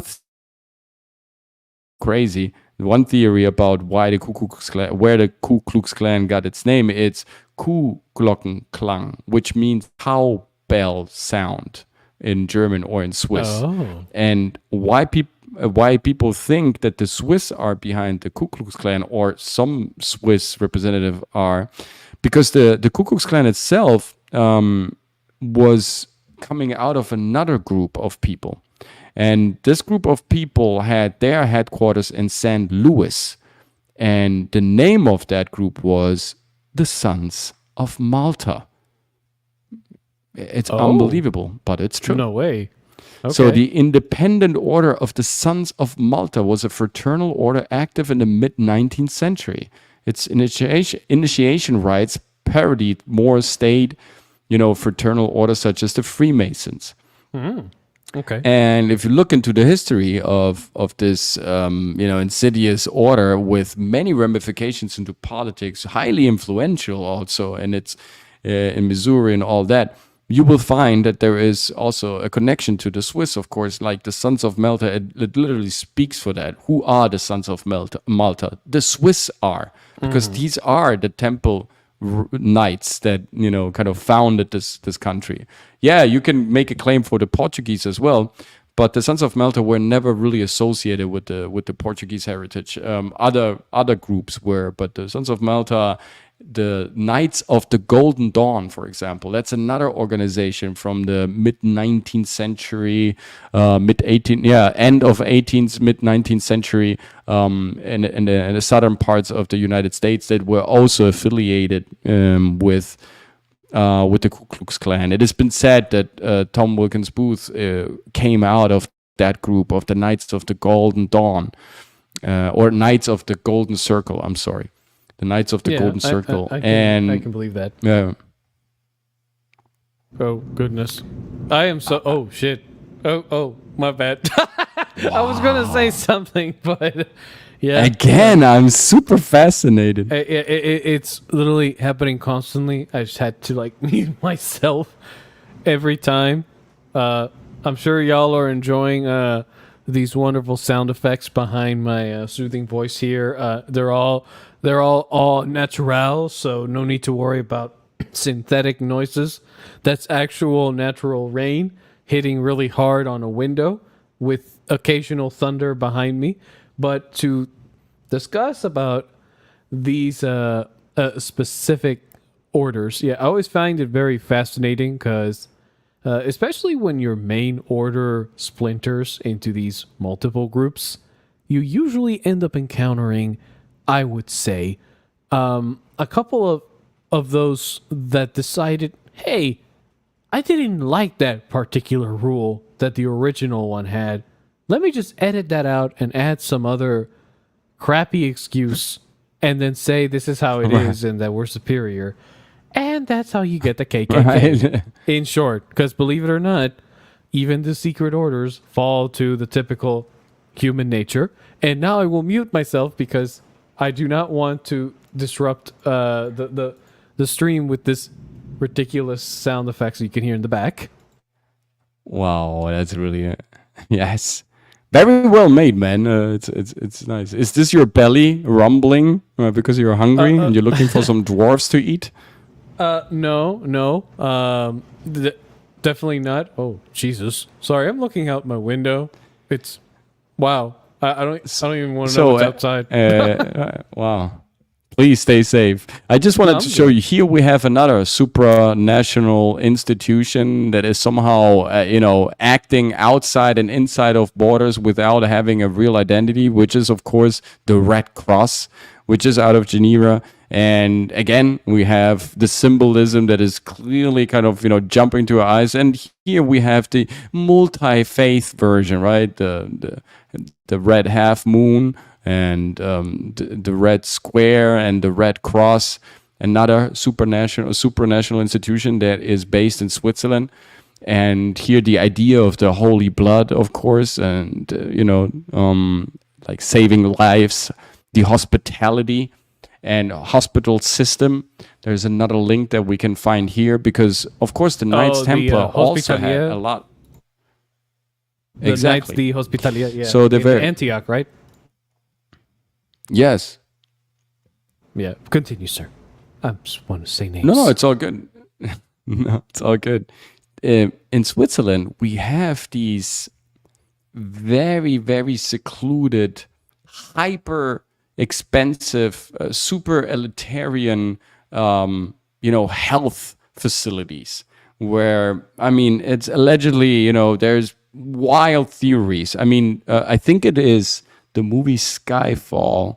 Is it Skyfall or is it Spectre? I believe it's Spectre, where they're actually visiting one of these institutions in the movie. That institution is real. That's a real Swiss hospital, right? I Where they, think that would all sorts of be- experiment, yeah. all sorts of blood things going on. Let's just put it that way. So again, the Knights Templar were those who had this tradition of having these, infirmaries all over Europe, having they were actually called the hospitality chevaliers, right? The one that will give you, a safe shelter that will protect you from harm. The Saint Martins. Or if you look at the Templar medallion, like the very emblem, the very logo of the Templar Knights, besides the Red Cross, it is the merciful knight that picks you up from the rope and that kind of lends you his vest, his cloak, in order to protect you and shelter you. So this idea of an elitarian hospital system also comes from the Knights Templar, and we see that being played out in Switzerland.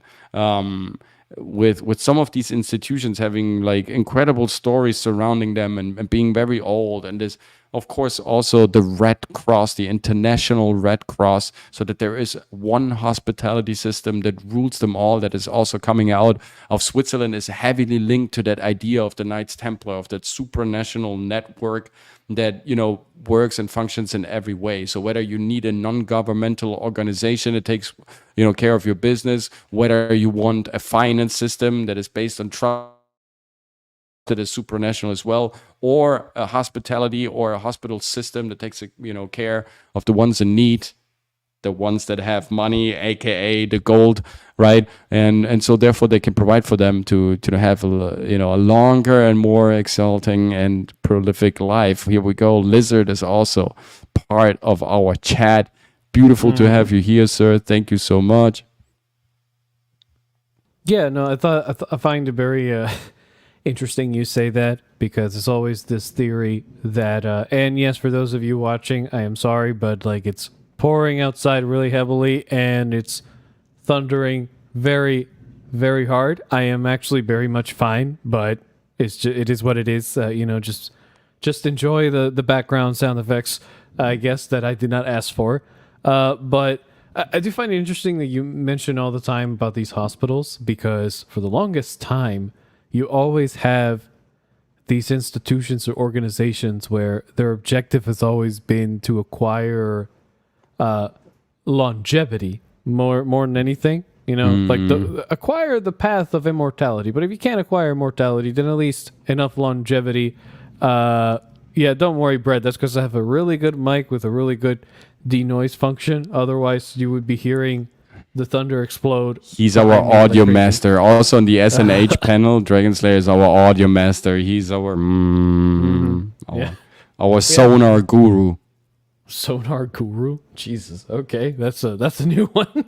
No, but yeah, mostly these organizations are obsessed with immortality. This is derived mostly from ancient Egypt more than anything, where most of these orders were heavily inspired by.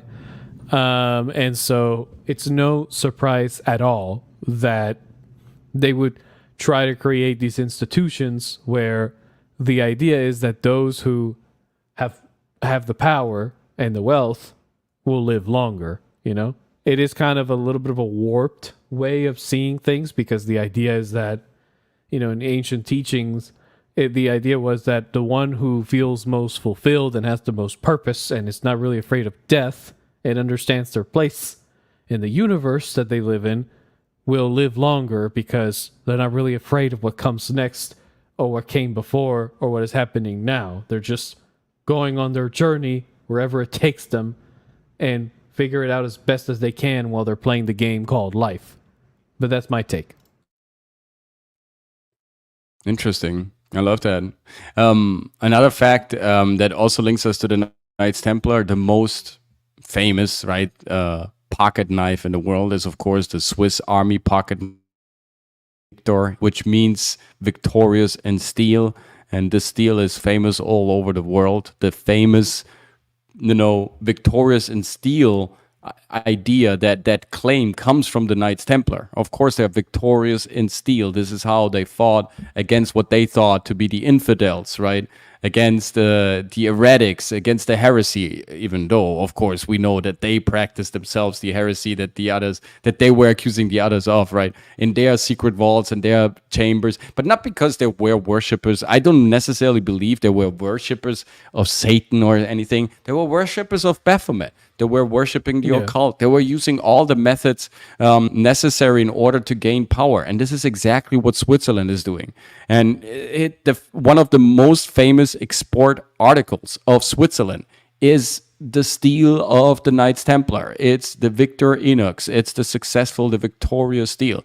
So it's a knife. It's something that you have. You have the emblem of the Templars right here, right in front of you. Here's your sword. Here's your steel of the Templars.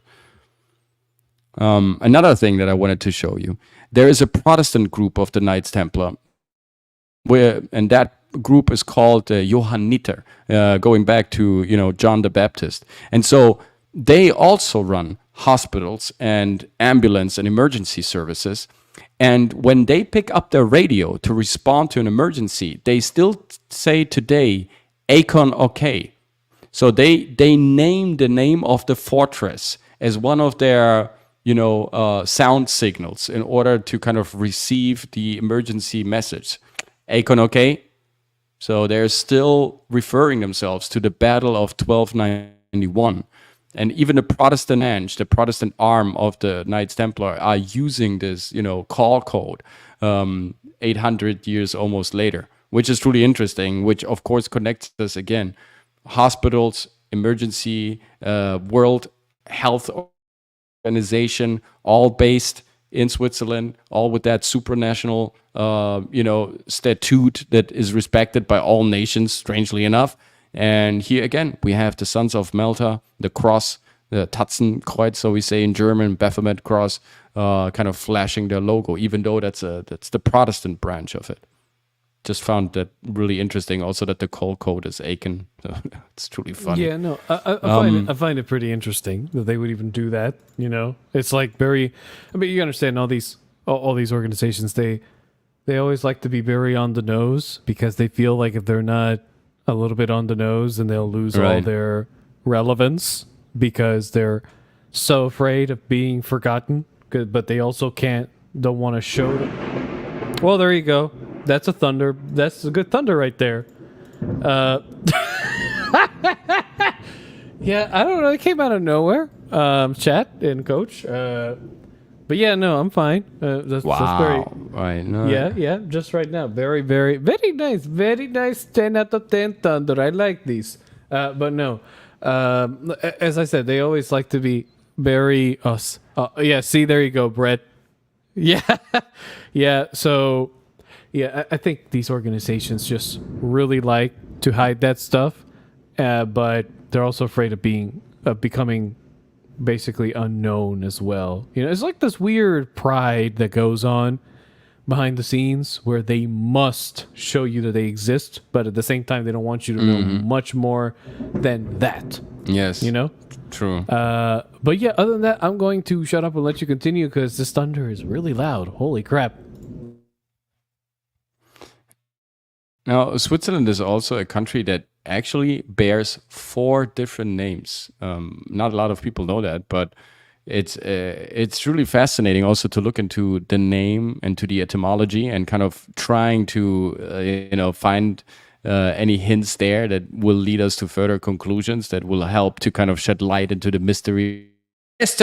And since we're here for this little commercial break, why don't you leave a like? Yes, likes are please do. so easy to obtain. You just have to just push that little button, and it's called the thumbs up button. And what you do with that little button is to give us your sign of appreciation. If you really appreciated the stream, the funny, hilarious takes of Ryan, the erratic, incredible, derailing language of Dragon Slayer, or the just immeasurable in innumerable amount of knowledge storage that the COACHMC possesses. If you like all these three sages quality in this holy trinity of information today, then leave a like. And so you show the algorithm what you cherish the most. And since you're here, you can also subscribe to the channel. I'm just saying you could just also subscribe. And also subscribe to Dragon Slayer's channel. And also subscribe to Ryan Roger Estes' channel. Just saying. Subscribe. Just do Subscribe. it. Just do it. Just do it. Just saying. It's just one click. I'm just saying. Just one click. One This little is, click. I mean, what is this there? Maybe I mean, two, just click. maybe two, Just but click. at least one, at least one. You know, at least one. Don't be shy. Just Click it. Just click. Come on. Right, One don't be little shy. click. Come on.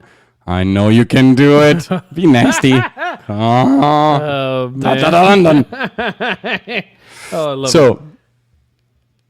So there, one name of Switzerland is Suisse, which is the French version, which actually stands for Sœurs d'Isis, the Sisters of Isis.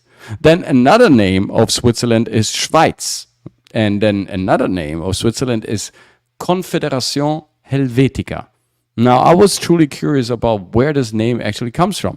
Yes, the Helvets, the Celtic group, the Celt group that stayed in this area, could be somehow responsible for that influence, but they weren't a confederation to begin with. And I mean, they weren't really present in the 13th century when this land was really founded. So where does this come from? Helvetica. And even if there were Helvets, then it should be the land of the Helvets, and therefore just called Helvet land, right? If you want to call it so. Why is it called Confédération Helvética? Now, you see, there is something like a goddess called Vatica. Vetica or Vatica. It's a very old and ancient pagan goddess from Etruscan times. Actually, this is the lead goddess of the underworld of the Etruscan pantheon, Vatica. And if you want to know who Vatica is, I mean, I have something here for you that I can also show you. We have Vatica standing around in the United States today. I can show you where she is, how she looks like. It's a very creepy little representation of her, but there is a modern Vatica also. This is what Vatica looks today like, right? And this here stands. This is like a Lilith, right? This is a demonesque type of figure, and she's standing in front of the University of Houston, and she was beheaded a couple of days ago because people are making all sort of strange apparitions are happening there. Strange people have strange feelings when they walk around the statue where they go inside, and so someone beheaded her. So Vatica is. Are you sure it's not because? Are you sure it's not because some lady did a prayer in the RNC, and then the zealots got all crazy, mad, and decided we're gonna tear everything that looks heretical down? I mean, I can see the other reason, of course, but I don't know. It's suspicious, but go ahead.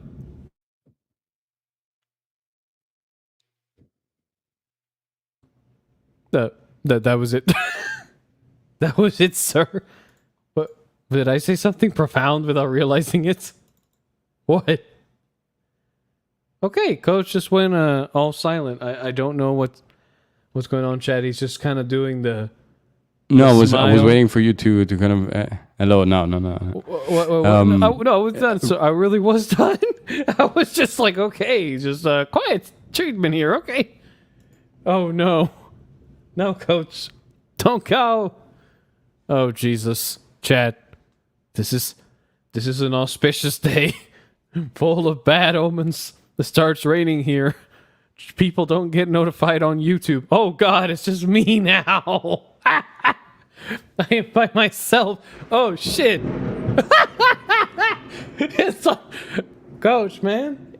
I mean, I don't like to be all superstitious, but like.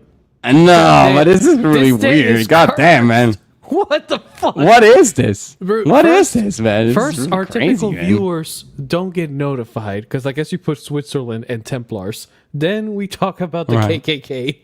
Then it starts raining. Then your cameras go out on you like twice and completely disconnect you. This is full of. This is very bad juju. Oh my God. Bro, let's just save this. You know what? Let's just save this for another day. We- Cause like, God damn it. Today we really went out on a limb, that's for sure. We really are risking something today, What tonight. the hell That's for happened? sure. YouTube does not like you talk about Switzerland and Templars. Nah, that's weird. I mean, again, here. Thank you, YouTube. This is actually Yeah. educational knowledge, right? I'm not trying to influence anyone or tell them they should sacrifice their firstborn child. This is not what I'm doing here, so it should be okay to just, devolve some information that with a little bit of research, everyone can look up. So I thought, why is this land also called Confederation of Helvetica?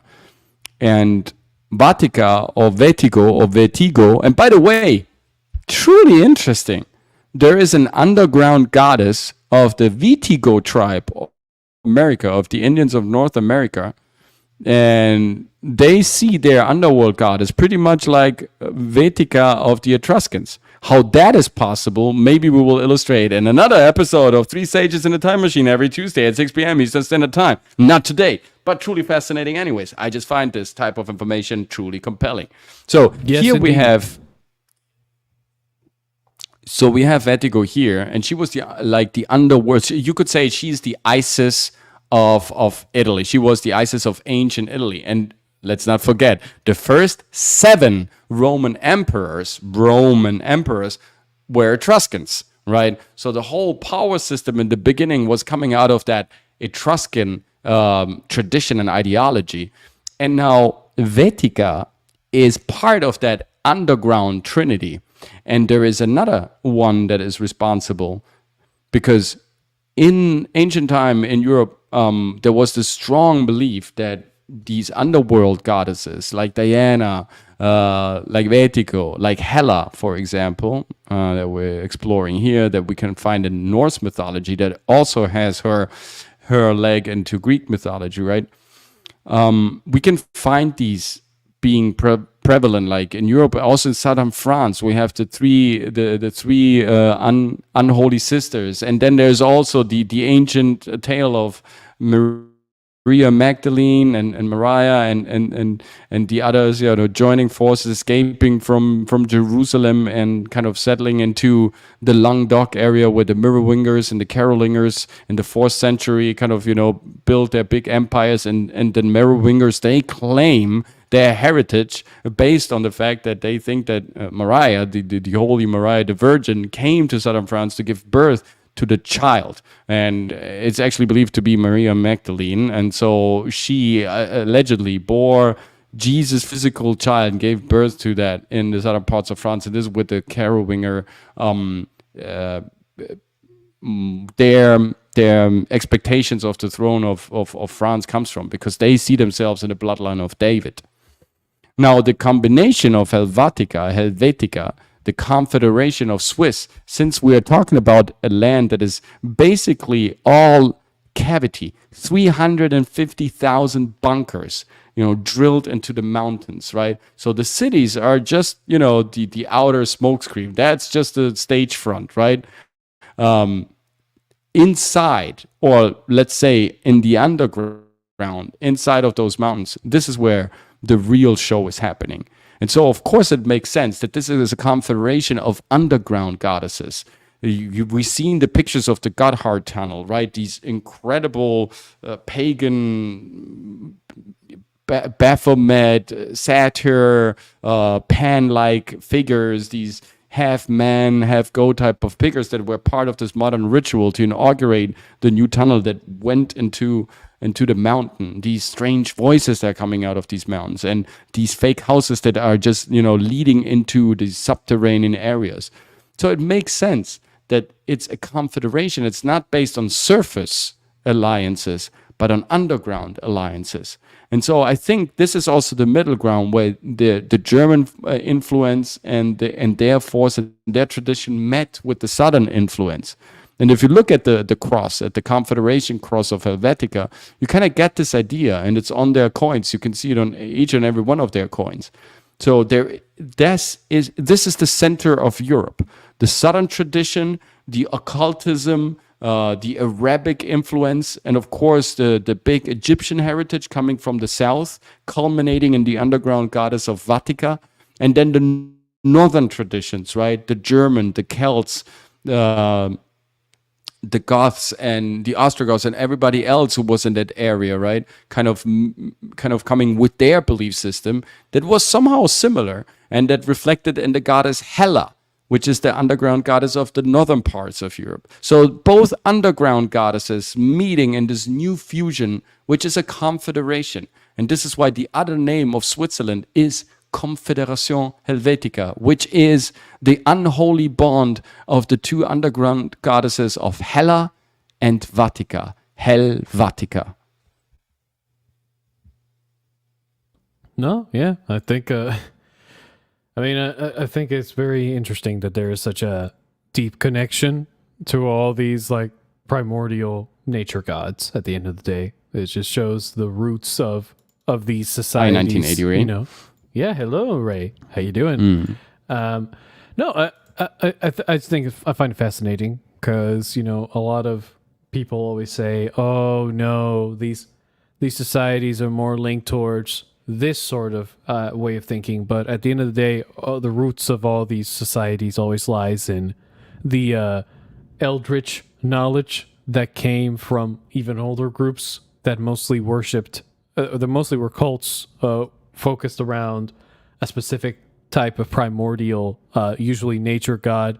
It would have been a satyr of some kind, or a theme or a nymph of some sort. So yeah, I think it's fascinating, honestly, and I do think that is something that we should definitely try to touch up on in more detail, just like the massive influence that all these ancient, I guess you could call them nature cults. Maybe not nature cults, but more like, I'll give them a fancy name. I'll call them primordial nature cults. Make them sound a little bit cooler. But I feel like there is something to be found from them.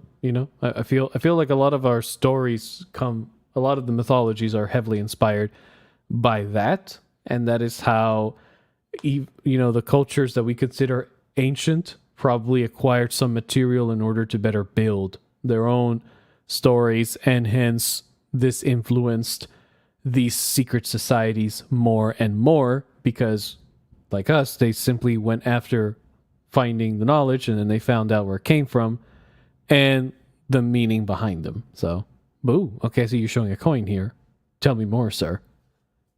No, we have the 250 francs coin from the Confederation Helvetica, and it's of course St. Peter's cross, or the inverted cross, right? Or the unholy cross as well. Found that also very interesting, what we find here. Yes. And yeah, this is Helvetica. This is, of course, as you can clearly see, I mean, they are not they're not hiding this, right? Helvetica is like any of those pagan goddesses. We have here the staff of Dionysus, which is Osiris. So we have the Egyptian link here as well. We have the shield with, St. George cross, which is linked to the Knights Templar. So we have the Egyptian link, the Knights Templar link, and of course the pagan goddesses that, came out of the Roman Empire. The Etruscan Empire, that is the foundation empire of the Roman Empire, stuff that we never look into. Is like we say, always Roman Empire, but we neglect that the very beginnings, the foundations of the Roman Empire is an Etruscan Empire. And the Etruscans were highly occult people, always, practicing and ripping in their eyes. We have also the usage of mushrooms and other, drug enhancing, like mind enhancing and awareness enhancing drugs that were facilitating, of course, the connection with the Holy Spirit. And so, again, it seems like that this land is sort of it was the fusion of all these ancient belief systems, of all these, new esoteric belief systems, and the combination of esoteric belief system banking tradition, maritime law, and this trust association of a supranational interest and kind of being present in all countries without actually having a representative there, because they are then relying on your services for storing the gold, the authority, right? Because if we look into the tables of element, gold has AU as a symbol, as its letter, because it stands for authority. So Helvetica, these both underground mythology systems from the north, from the Norse mythology, pantheon, Vatica from the south. There was already a fusion of the Arabic tradition, of the Moorish tradition, of the Black Nobility tradition. We have the Black Madonna in Switzerland and Kloster Einsiedel, where actually the Confederation was born. And of course, this huge influence that the Venetian brought in with their oligarchy when they fled in the 15th century, 16th century, beginning of the 16th century from the European alliance. And before that, in the 13th century, when actually Europe was born, because the 13th century was the birth of this new continent, Europe. After the Crusades, after the consolidation of power, the definitive split of the Eastern and Western Church, and the growth of these imperialistic powerhouses like Switzerland, later on, of course, the Netherlands, and then later on, the United Kingdom, and then subsequently also the United States. That is all coming from that stream of power that got through that little floodgate called Switzerland. I always find that also, just to touch up on something, since I know it's a little bit over, but just real quick, I always find it fascinating that all of these countries, France, Switzerland, and the US, for example, they literally always have a female statue that sort of represents the soul of their country, right? And the way the statues are always fashioned, it's usually like a mix of the goddess Athena with Apollo, right? So, and it's ironic, and always, and the way the statue looks as well, it's the sex is not really very much defined intentionally, right? So it's like a way of saying, and the Athena was known as the goddess of wisdom and war, and her equivalents in many other cultures, while Apollo was seen as the radiant sun, the one that ruled over all. And if you think about it, these societies and the individuals who built these statues, they were influenced by these societies off the ancient knowledge of the fact that the statue literally represents the hermaphroditic, you could say, fusion of the divine male and female, which basically is what represents the soul of the country, which is basically unity. I know, a long explanation to give the fact that beautiful, man. But it is, but what I always try to tell people is there's always something more behind whatever you see. It's just that you have to go look for it. But I thought it was very fascinating take when you think about it.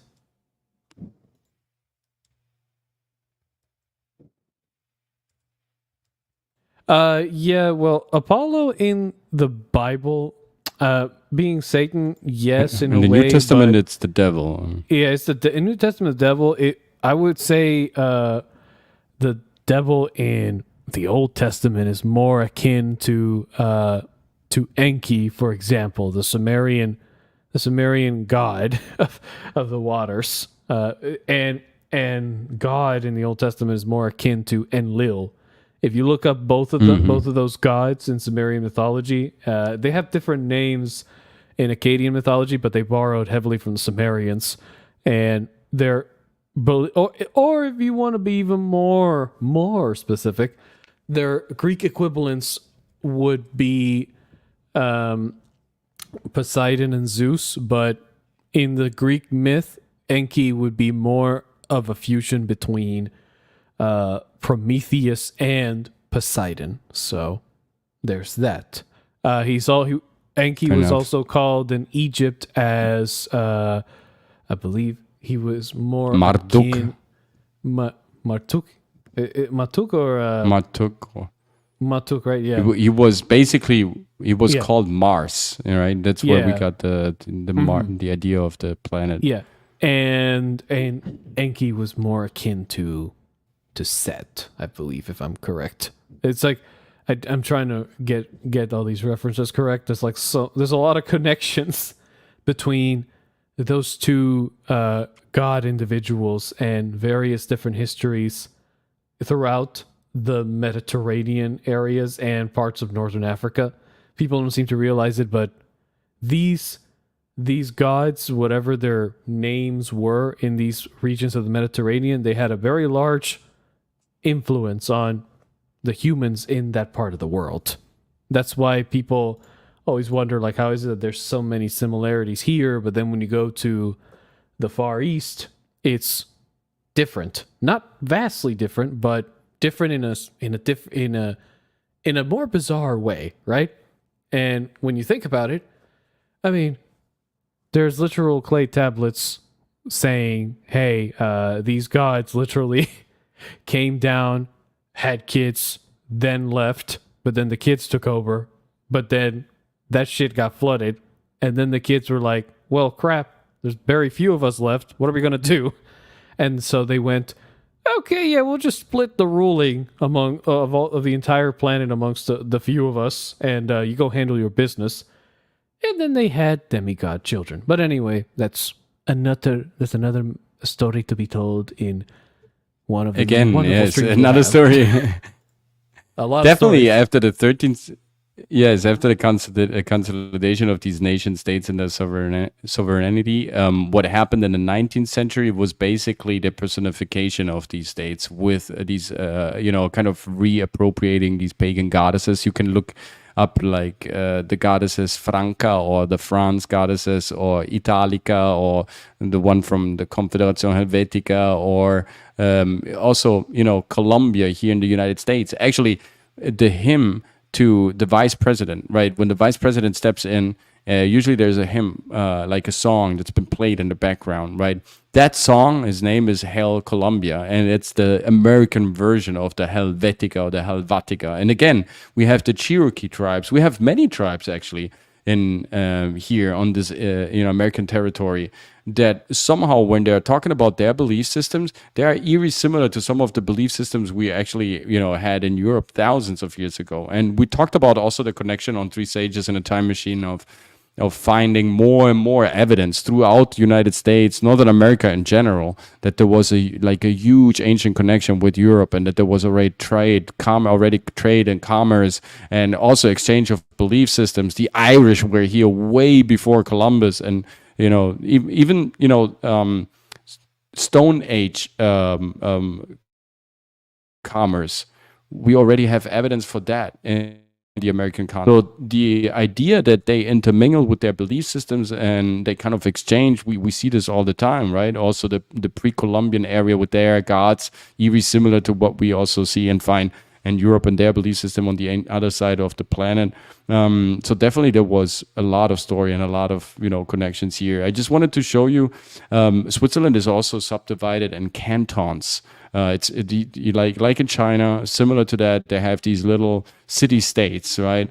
And just to give you the logos of these city-states, we have all sorts of fascinating stuff. So here we have the Roman fasci with the only green logo, which actually, of course, it's one of the symbols of fascism. But you can find this logo also in the United States, and in the House of in our House of Representatives, you find left and right, and Abraham Lincoln in his mausoleum temple is sitting, in his beautiful throne, and that throne is held up by these two fasci symbols. So we find them here in Switzerland, which is really interesting. Again, this is from the one of the symbols of the Roman Empire, and later on also of fascist Italy. We find the horn, Baal's horn, actually Basel. With its famous Art Basel exposition in early times was called Baal, right? And you can look this up on old maps, and Baal, we know exactly who that guy was. Here, again, the standing goat, the bear, the bull, the standing goat that is, with its forked crown, the two, Peter and Paul, the two keys, right? And here we have the beautiful three-folded pattern that we know also that, speaks of their Helvets, of their Celtic heritage as well. Here we have Helvetic Celtic heritage as well. And interesting combinations of colors and symbols, kind of playing into that narrative. Here we have the Hungarian influence, the Italian-Hungarian influence. So this confederation of underground goddesses that was probably co-founded by the Knights Templar and then subsequently heavily financed by the Venetian oligarchy, and therefore it could solidify in a rather quick amount of time and a really short amount of time, compared to world's history. 200 years are basically nothing. It solidified itself as that powerhouse and established itself and its rule, in this European heartland. And from there on, it branched off in all sorts of other political environments, and being now like a center stage for all these influential associations, institutions, and supranational health organizations like the Red Cross, like WHO, like all the other NGOs, like UNICEF and all the others. They're all sitting there in Switzerland, where the Knights Templar and the other occult order members, founded this somehow devious and very strange and elusive country that is a fortress inside of a fortress, hidden inside of the mountains. Yeah, I mean, Coach, I couldn't put it better myself. I mean, you got it. Honestly, I think we illustrated a fascinating piece of history.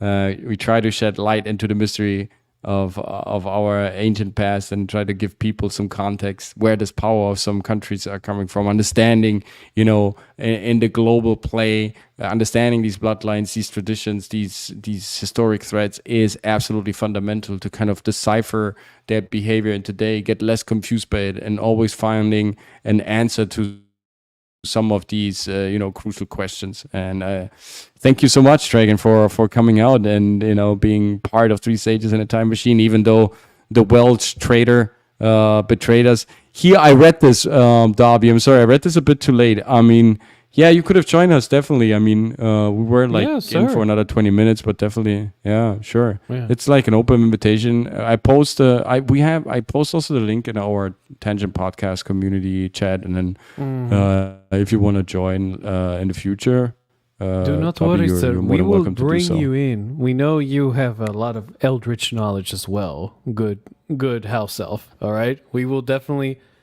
try to get you in. For the next one, just give us a chance, but we will definitely get you in. Do not worry, Mr. House Elf. Yeah. We will have you bring your knowledge, and then maybe we'll give you a sock at the end. Next Three Sages in a Time Machine, next Tuesday, 6 p.m. Eastern Standard Time. We have our next open class happening on Thursday. I believe this time it is still 3 p.m. Eastern Standard Time. I'm confused. I tried to change the time. Yeah, I think it's still 3 p.m. Eastern Standard Time. Otherwise, if it's 6 p.m., I will let you know. On Saturday, you can catch me always on Tangent King Podcast if there is not a client who is interfering with our beautiful communication plans. Otherwise, you can catch me on Saturday Night Hypnotic at p.m. Oh God! Okay, the internet. Wow, this is truly interesting. What? Yes, and also the latest witch burning occurred in Switzerland as well. Like the last witch that was burned on the stake on European ground, that was in Switzerland in the late 18th century. Well. Okay, lots of things happening in Switzerland, ironically. Wow. So thank you so much, Pat, 1980 Ray, to the Lizard, to Ravenwolf, to Jones. Thank you, Osiris, for being here, to all the others also present on Twitter. And it's been a blast kind of highlighting this little piece of history. Join us for all the other streams that we have also in common. Subscribe to this phenomenal lizard here that I have on my right, on your left, called Dragon Slayer Commentaries. He's truly a genius. He's funny. He has great videos. He does a lot of good stuff. He contributes to world peace, prosperity, and to a prolification of his own species, if you know what I mean. And so he definitely does good stuff for this planet. So follow him, subscribe to his content, and catch us also on Twitter, debating hilarious stuff. Follow me on Twitter. It's the COACHMC. Follow me also on Instagram, because on Instagram you find my link tree with my Telegram channel link on Telegram. I post a lot of stuff, film events, marketing events, networking events that are taking place in South Florida, especially in Fort Lauderdale, Miami, Key West, and we are all present. We're always going out to these events. So you can catch me there. If you like a coaching session with me, hey, no holds barred. Contact me through readytoperform.com. It's my new website. I have a public speaking course that is making quite some waves over here in Miami. We have a lot of bookings for our public speaking program. I really have to be honest with you guys. So also, take this into consideration. If you like to start the program, there's something called the discovery session, where we can meet free online or live physically here in person in the studio, where we can meet each other. And you can tell me about your story, your mission, your goals. And if we're a great match, we can definitely take it to the next level and start a beautiful communicative and artistic adventure. Otherwise, you can, watch some of my videos that I have on the channel. I'm just recently watched some of my meditation videos. They're actually quite good. It's actually the most successful videos that we have on the channel are the meditation videos. So funny enough, a video where I don't speak or I speak just very little. They are way more successful. Maybe the audience wants to tell me something, but yeah, they're pretty cool. Check them out. We have a good meditation playlist for sure. Yeah, no, well, dude, I think it's a very awesome stream. And guys, again, if you want to check me out, just click the link in the description. I'm sure my channel link is in there. If you want to just follow me on my socials, or maybe you would like to listen to the audio recordings or watch the recordings of the Tangent King podcast, then the audio version, you can find them on the Spotify/Amazon Music link. And the video format, well, you can find it both on Rumble, if that's what you want. Again, Rumble link is in the link tree in the About section of my channel. Or you can just watch it from the Tangent King podcast playlist in my YouTube channel as well. I do make video reviews, mostly in a very sarcastic sense, of all the things I can find out of the Hollywood dumpster fire, mostly TV shows and movies. And thank you, sir. I will be making, and thank you so much. Yeah, really. Thank you so much, Ray. I appreciate it.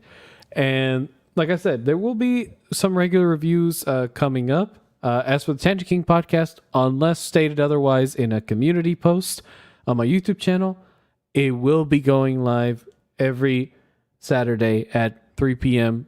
Eastern Standard Time. So I do want to let you guys know that as well. If you are ever bored and want to waste 2 hours listening to me and two British knuckleheads talk about shit, and then the Italian person shows up later to just make it more interesting. I'm just saying, it's very fun.